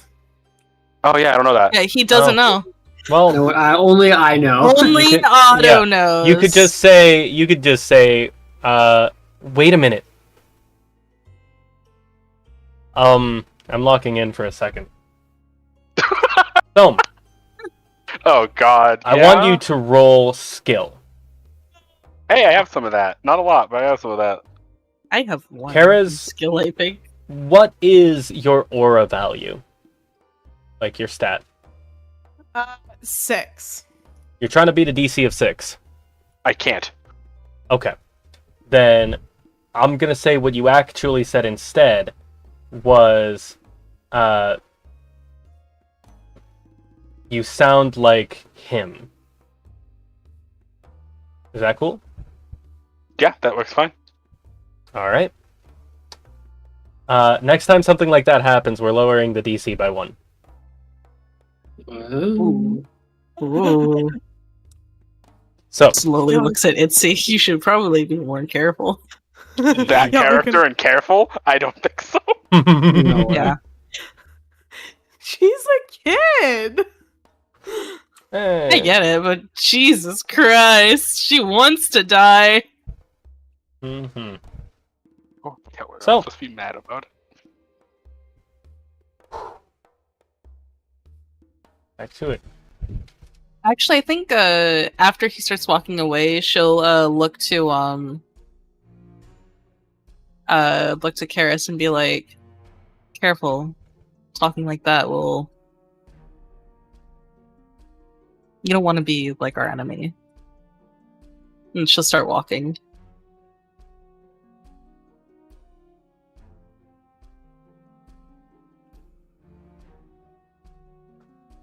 So, you head into Fort Knox. Karis, I don't think you've been this deep inside the facility before. No. So, Ah. the actual surface level is many layers of concrete, blast doors. You see people all around you. They definitely like stop and stare and like gasp in awe as the four of you walk through the halls. Some of them are wearing very old world style clothing, tattered like t-shirts and jeans and such. Others are wearing more new but medieval garb, of like tunics and, trousers, that sort of thing. But all of them are fascinated by your very presence. And you step down a flight of recently constructed steps built into the earth that bring you underground, where you find a vast expanse of a cavern with rows and rows of crops on either side of a singular path.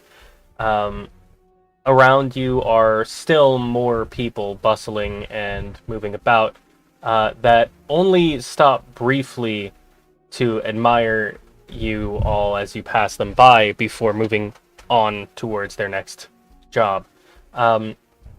For the three of you that have seen this before, there are a lot more people down here now than there were previously. Some of the persons that you've brought along and some people from surrounding settlements that have decided to join you are helping out with some of the more reliable crops that you currently have available, just because they've been growing them for so long. And they're definitely helping a lot more with excavation now that tools have been easier to recover. And yes, on the edges of this cavern, there's person after person digging with a shovel or hammering with a pickaxe or setting up another stabilizing wooden beam to expand the tunnels out further. At this point, there isn't really much of a reason for them to stay underground. It's just that a lot of them want to. Mm-hmm. This is their home. This is where they've been. They can go upstairs and go outside whenever they want to. But this is the life they've always known. But they would still like the cave to be a little bigger. Just have more space, more livability. And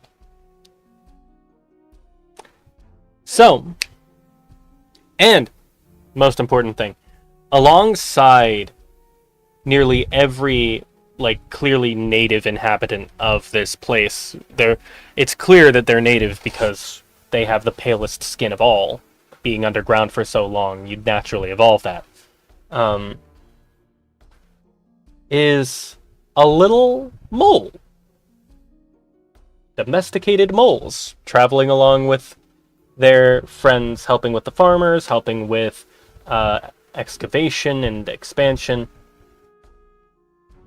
This is a version of humanity that has survived the end times and found peace with nature.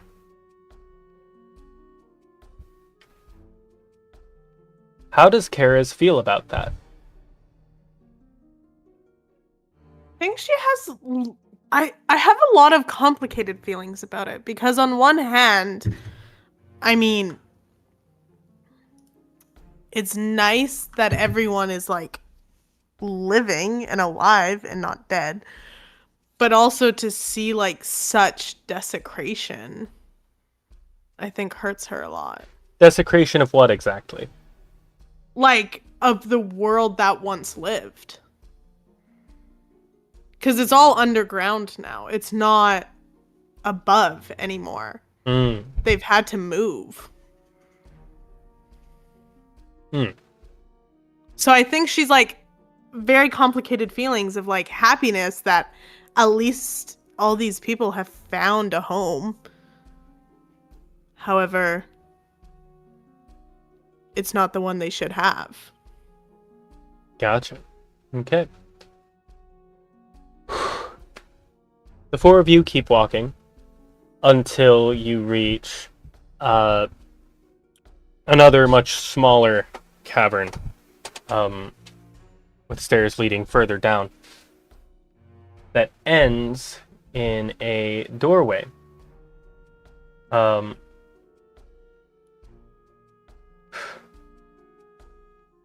guess this would be a measure of how friendly you all feel towards President Foster. Do you knock on his door, or do you just enter? So it's been explained that, like, it is polite to knock, correct? Yes. Fantastic. Well, God, actually, don't say well. No, we're going to continue with the first part you said. no, you're right. You're right. I think I've also talked to she would know. Foster several times. He knocks, and then probably doesn't wait enough time that, like, one is supposed to. You know, when you knock, state who you are, and then you wait for them to open the damn door. He's going to knock, state who it is, wait like a beat, and then just open the door. So, like, I am trying. Yeah, so you do it exactly that, so that President Foster is saying, come in after you've already entered. It's like, oh, well, welcome in. It's good seeing you well. The same to you. Oh man, I should have had my notes up. I've forgotten this person's name, for he is not alone. Yes, lady. Yes. Hot lady. Hates us. No, it specifically hates me, I think. Yeah. Hates you all significantly less. You did defend the fort already. If you were going to do anything bad, then you would have. Right, Jordan Clark.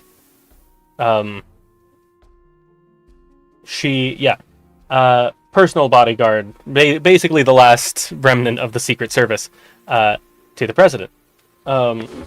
She's just standing there in her garb, hands behind her back, and nods solemnly. Well, not solemnly, but like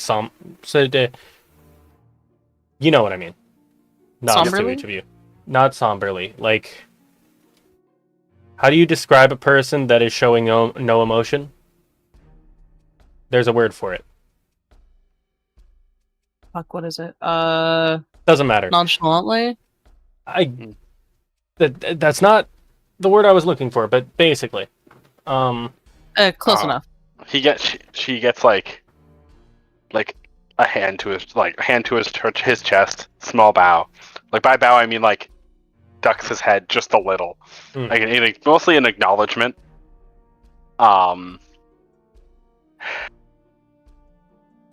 Well, to what do we owe the pleasure? I request that you hear entirely what we are about to say before either of you attempt to weigh in. This is quite a statement we're about to make. Might I advise you to close the door, then?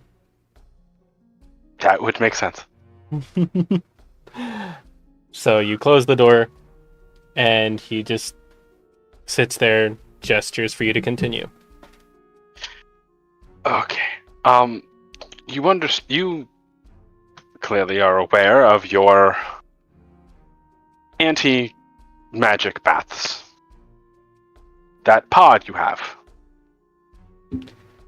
Well, yes. Otto has learned a way to engineer the fluid that is within it into a anti-radiation device. Yes, we've been discussing it with Dr. Sinclair. He requested the material from us, in fact. We're quite pleased with the progress. Yes. With that, your reserves have been depleted. We're aware. We have discussed, and we have a way of refilling it pretty indefinitely. It will take time, of course, And he puts his hand up. This is the part where you wait till we're finished. As you are aware, we have dealt with Sarkuth. We have battled against this pantheon several times. However, within wars, sides change sometimes. And then he pauses. You don't know her by that name. Minora, I almost said it again. The one who weeps has taken up arms upon our side and has agreed to allow this fluid to be made from her tears continuously. However, to do such a thing would require either the technology be brought to where she currently is, or for her to enter Fort Knox.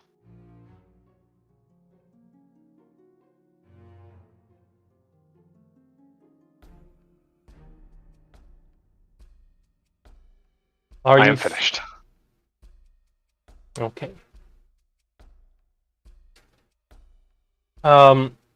Actually, shit, she would do this. The moment you said, I am finished,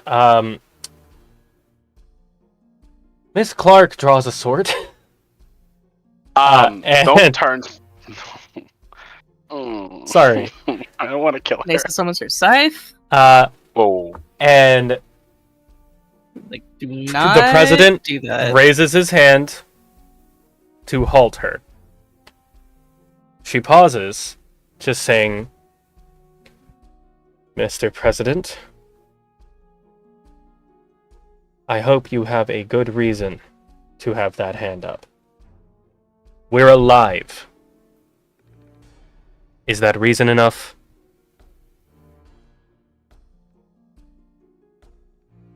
She lowers the sword and sheaths it. Scythe Apologies. goes away. Apologies for the dramatics.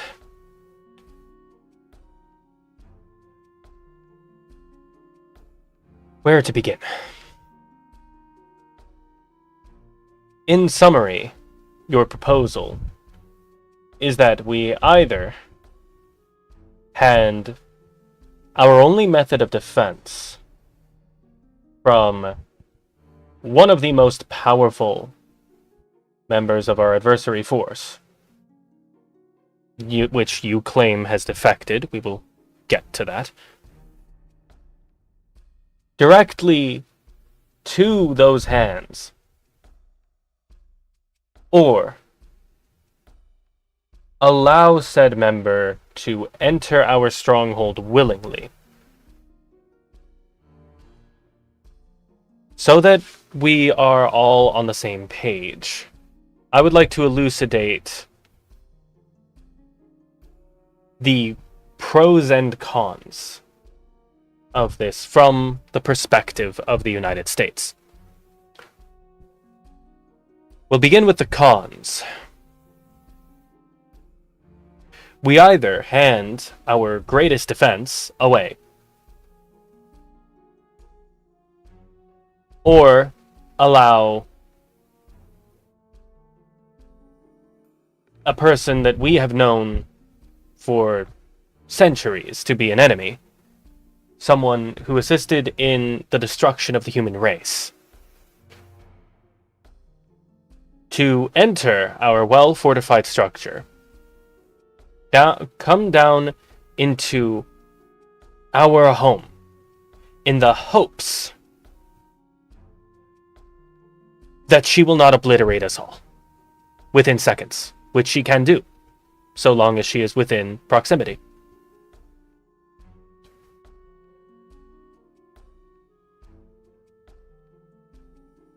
What we risk is the safety of this entire compound and potentially continued existence of the human race. What we stand to gain is a chance at being able to fight what remains of the threat to the human race. I want to be clear that you four have earned our trust. Even you, Waze. He points to Nasa. And so. And as we've had no interactions whatsoever with this Kerez, he gestures Hi. to, yeah, we've had no reason to mistrust her. Even so, we've been keeping an extra eye on her as well, but in the past week, there have been no signs of treachery. And frankly, I do not expect to find any. So I want to be clear that we trust each of you to do what you believe is right. However, I have difficulty trusting that what you believe is right is actually the proper choice.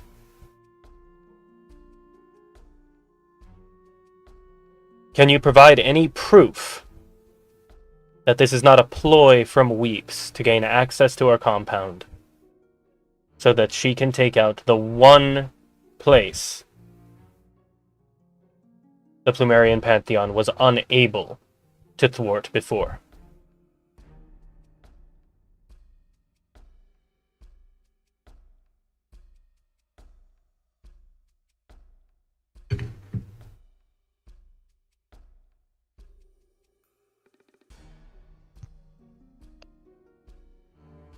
She.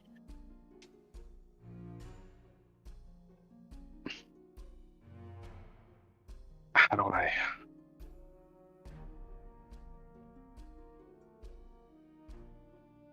I guess there is more to a story that you should learn here. As you know, I am very much not from this time. I was sealed away by one whom I thought was a friend. Back when I was king. When I led a pantheon of my own. The one you refer to as the one who weeps was there. I know her by a much different name,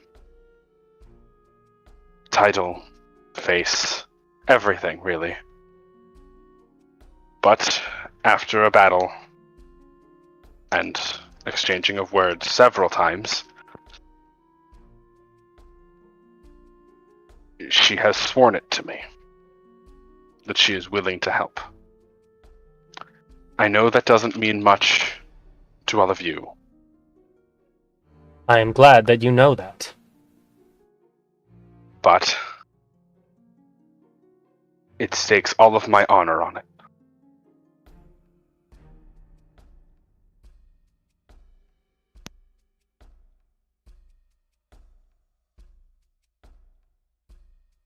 With all due respect, God King,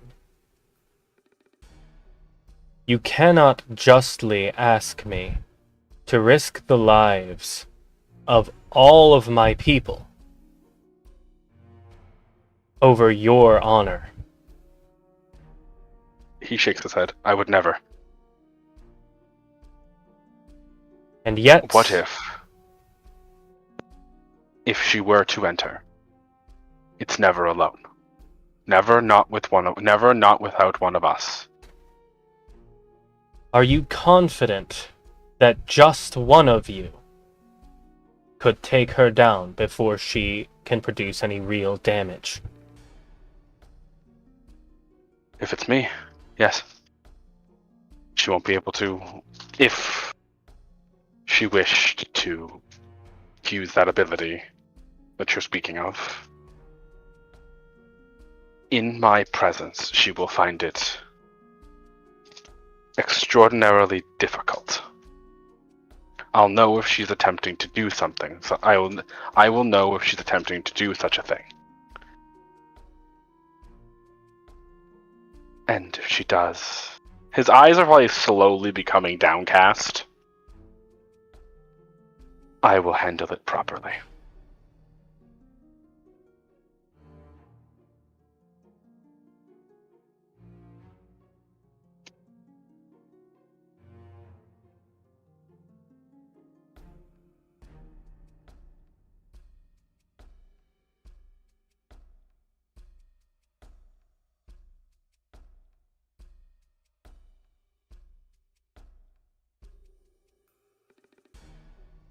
You seem to be making a habit of getting me to allow deific threats into my house and home.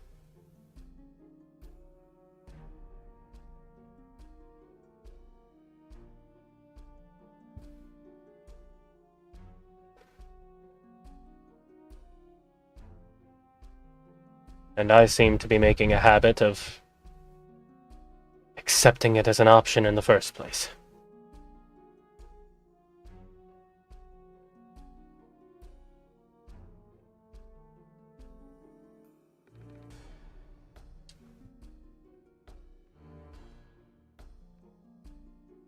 Give me just a second. That's really weird. Why is it doing that? My Discord overlay showed up for OBS. What the fuck? So weird. Oh boy. Anyway, I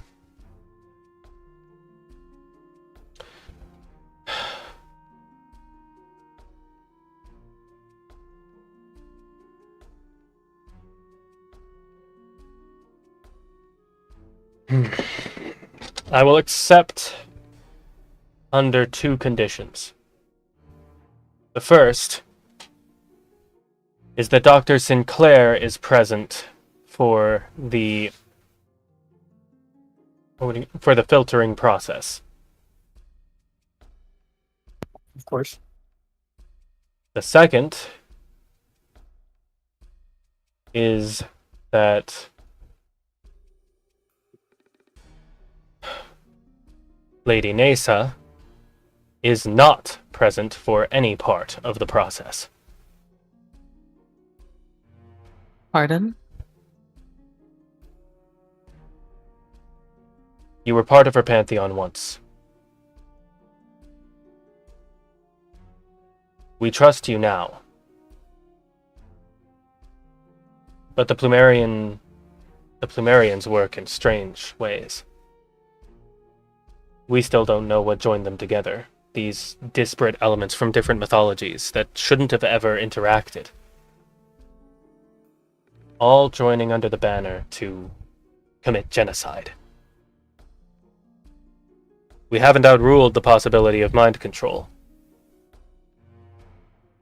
After all, with what you've told us about the one who wakes... wait, have you told him anything about Eisen's past? Who he actually is? Otto, Thome, have either of you? Nope. Probably not, if the other two haven't. Okay. His statement still makes sense, because he's still, then awful. Continuing.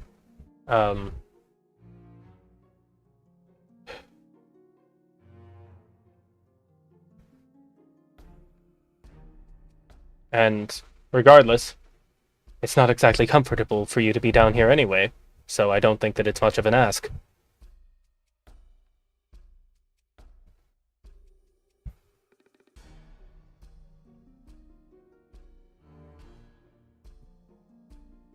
All right then. She's a little pissed about that. She's like, you know what? It's fine. Mm-hmm.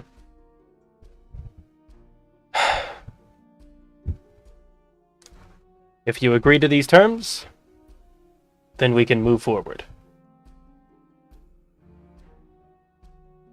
He looks pointedly to Otto, who has not said anything. I am fine with these terms, as long as my friends are. Then He looks at Thumb. These are very amicable terms. Very well.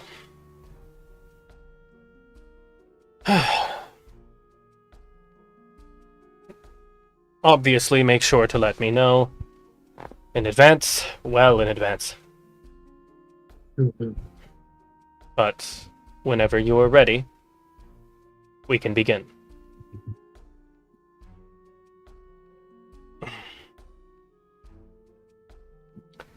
Right. What follows is something of a lengthy process. As first, you slowly escort Minora down into the bowels of Fort Knox, while Nasa keeps watch overhead.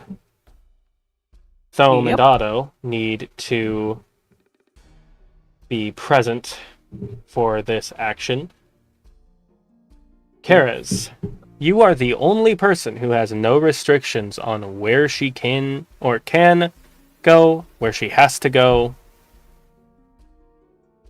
During all of this, what do you do?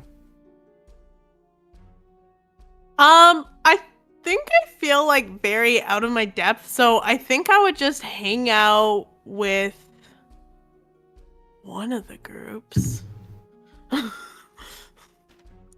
Nasa would probably actively say, like, I think you should go down there with them and see what we've seen. Oh, that surprises me. I think I was gonna stay up with you because I would assume that Karis would be like, "Oh, you'll be lonely." Got it. Sad little creature all by their lonesome. They're by themselves. They'll hate that. I have some thinking to do anyways. Okay. I'll go with Thome and Otto. Don't touch anything. Okay. What should Um, You follow them down first to the same room with the president, and then into a secret room at the back of it. One that leads to a far more mechanically advanced than you've ever seen area, complete with a large, roughly human-sized tube at the back, completely empty of fluid.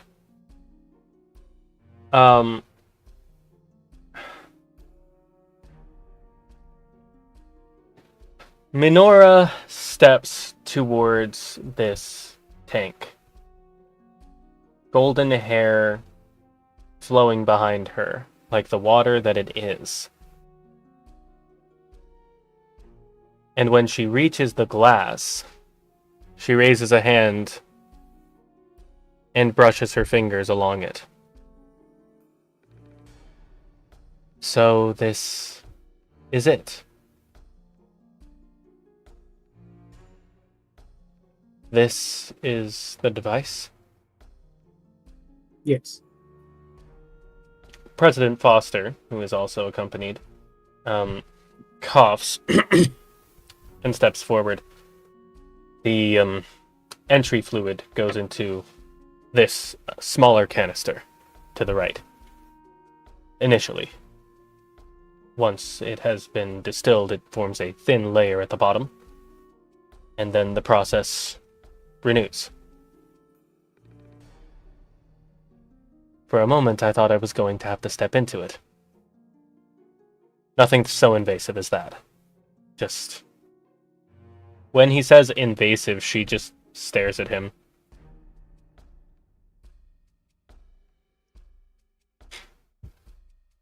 We mortals don't have words for the kind of thing that you're doing here. Clearly not. Should be picking a different... Here we go. This should do. Kara's,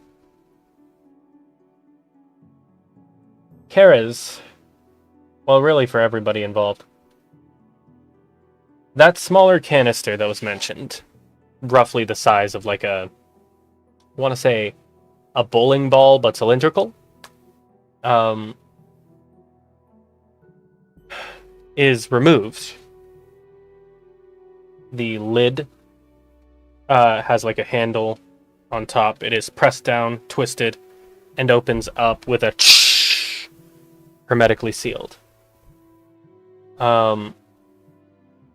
Before it is then hefted up and held under Minora's face. Her golden tears spill into the glass until it is at the very top, where the lid is then resealed, placed back into its chamber,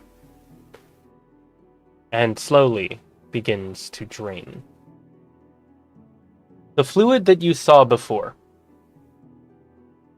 that was in this chamber, was sort of a clear, viscous substance. Like the residue off of a turtle. But no, actually very similar to that, come to think of it.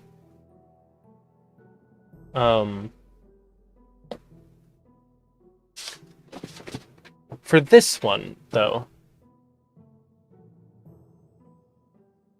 Otto, you are able to tell immediately that there has been some change in the chemical makeup.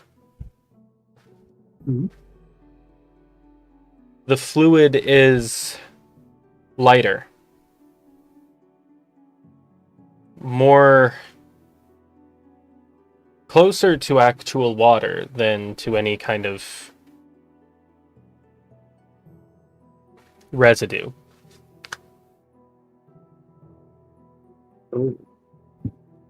The process continues, and you are able to see more and more that this fluid,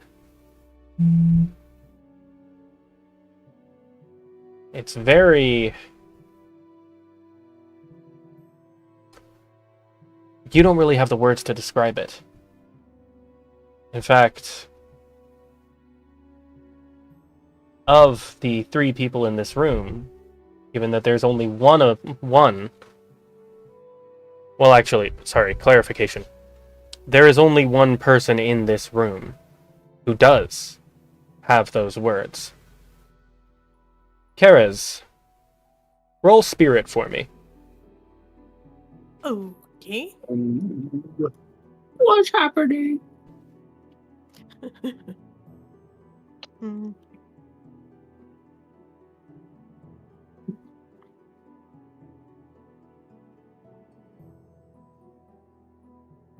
That is 3 successes. Okay.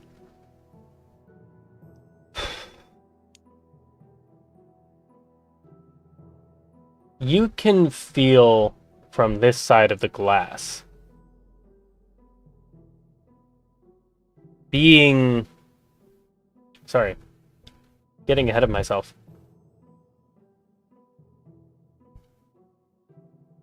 Since the afterlife has been taken away, your domain of death has been something like a void. Just non-being. Which is not what death is supposed to be. It's just another trip. A change. Mhm. But that void, that feeling like there's a part of you that is just never meant to be whole, that has never been whole, that you're not even sure yet what it'll feel like for it to be whole.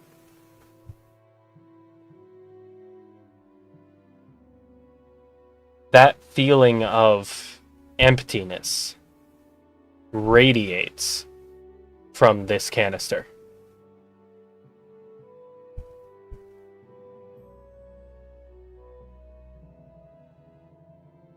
You're not entirely sure what that means.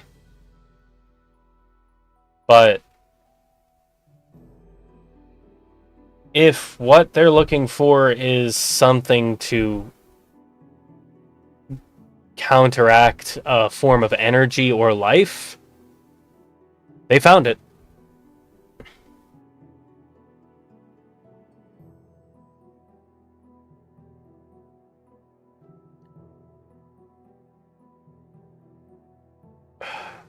As you are contemplating the ramifications of this change to the chemical workaround, Otto, we cut to Nesa up in the skies. What? Oh, okay. Unless he would be somewhere else. Oh no, I'm just like, huh. Oh, okay, we're going to Nesa. All right. Resting in her domain. Thinking about, the fact that that after everything she's done, these humans still don't trust her. Not completely. Oh yeah, she's a little pissed. So it's like, you know what? Whatever, it's fine. And for a moment, you think that anger has manifested into something because you turn and see a mass of clouds billowing in your direction. Okay. Well, rather, you don't see, you feel. Oh yeah.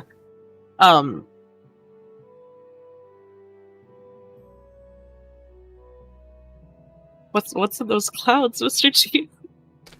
I don't like where this is going. You only have the vaguest feeling of their presence at first, but something doesn't feel right about them. You reach out a hand to get a better glimpse,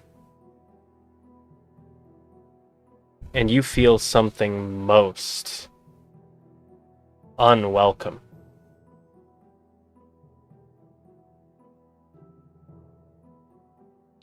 You recall a phenomenon that the Earth has only known a few times in a few very select places. Okay.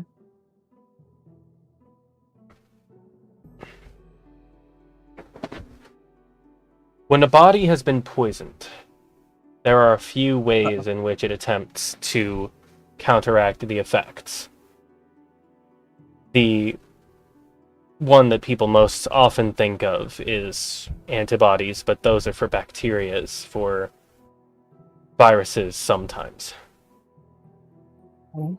More common is regurgitation and other forms of expelling waste to try to clear out the poison before it can destroy the body. The Earth behaves similarly. Oh no. Well, that's what that's like why why it reached out to us to begin with, or well, he made us think that it was reaching out to us. You feel no such reaching out right now. But what you do feel What? is the presence in that cloud of a poison to the earth that it is about to regurgitate on whatever lies below said cloud. You have detected an incoming acid rain. Can I move that cloud? You can certainly try. Go ahead and roll a spirit check, plus your divine die, obviously. Oh no.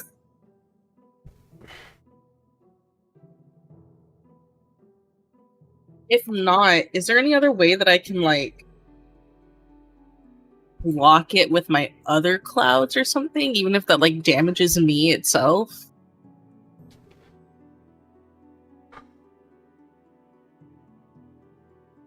How do I put this? So, blocking it with clouds would not work, because that is fluid trying to block fluid. All that's going to happen is the poison will circulate. The whatever has caused this acidic response in the water will just move on to the clouds you have transferred it to, and ready to rain down again. I was trying to think of like because when Eureka and Otto put the radiation up into the clouds, it made me sick. I was wondering if I can transfer it to myself somehow, like how they did that. So, it's possible. Are you sure you want to do that? But if I have to, it's like a last resort if I can't move the clouds first. Okay, well, give me your roll for moving, and let me know. Spirit, right? Yes, spirit, with your divine die. You win these. Ooh, good. That's not bad. That is... Jesus Christ! I've made one roll this session, and I've only got 2 successes. And one of those is my divine dice. Okay, that's at Out least of 7 dice. That's at least a slip. So,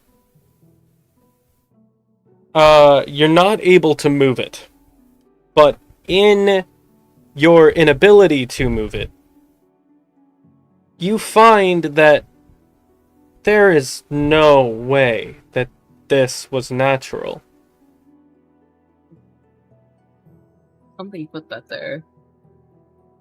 And you can think of only 2 people with the means to do so.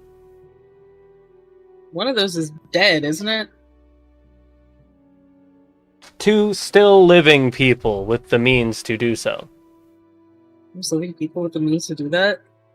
And they're both in Australia. Oh, I see. Okay. Dun, I was dun. overthinking that. Mm-hmm. How do they make an acid cloud? So, Because my dad's You're- cool like that. Shut the fuck. your first attempt has failed. Yeah. You have the option you discussed.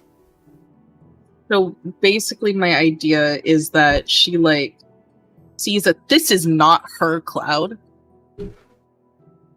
She has no control over this thing. And so she like reaches out to the rest of the sky and the clouds that she can control to like converge on this moment to try and catch them.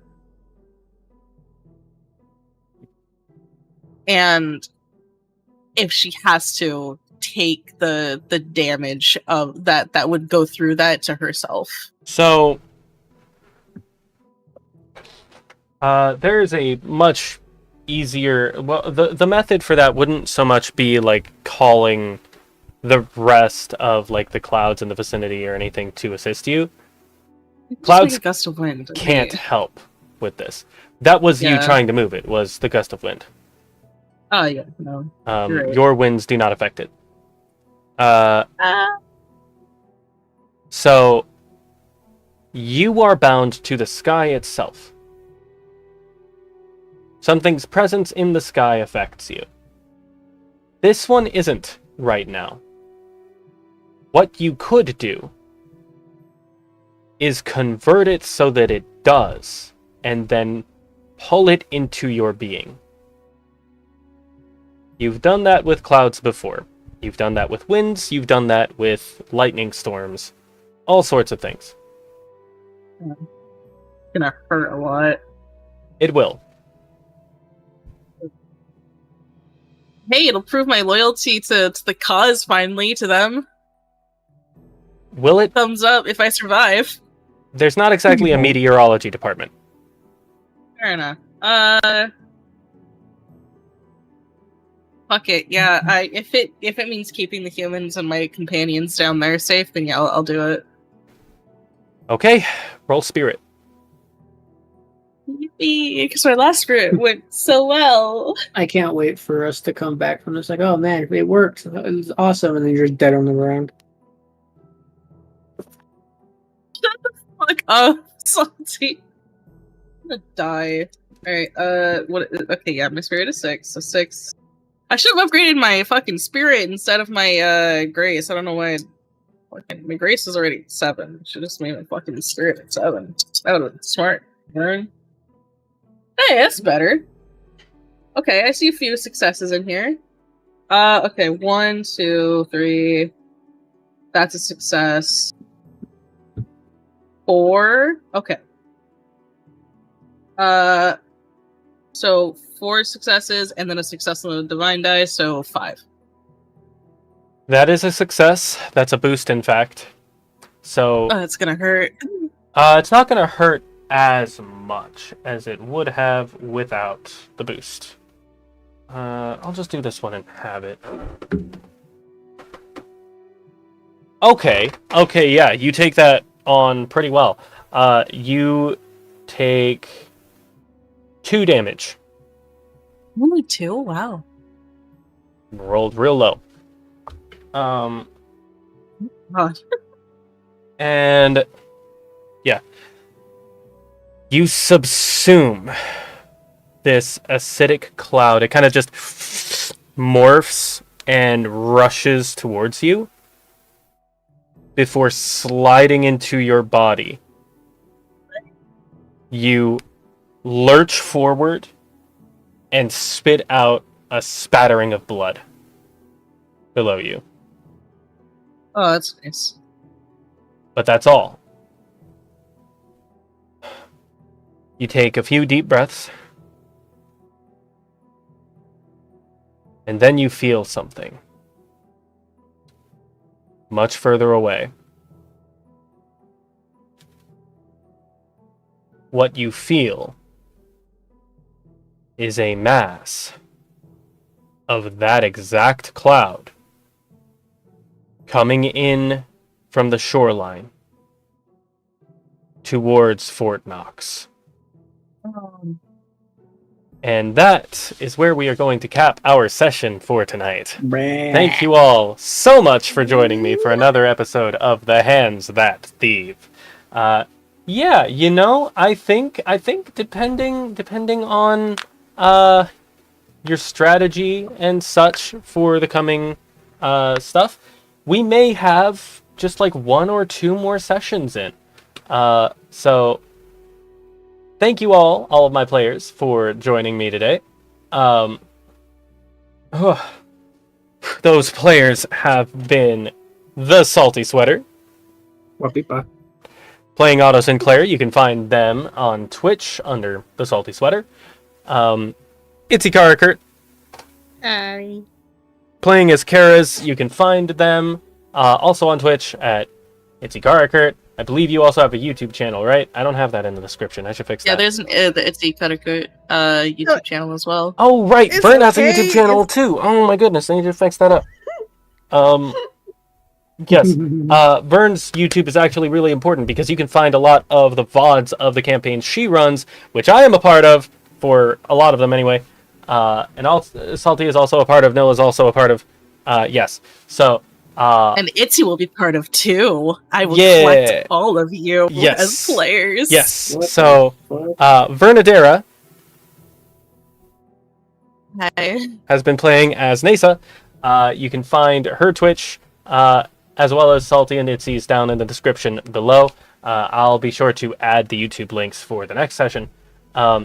And Nil, I exist. Playing as Thome, you can find him in the Void. Thank you all so much for joining this. This is shaping up to be pretty fun. And we will catch you all next time. Take it easy. Peace. Bye. Bye. I can't wait for my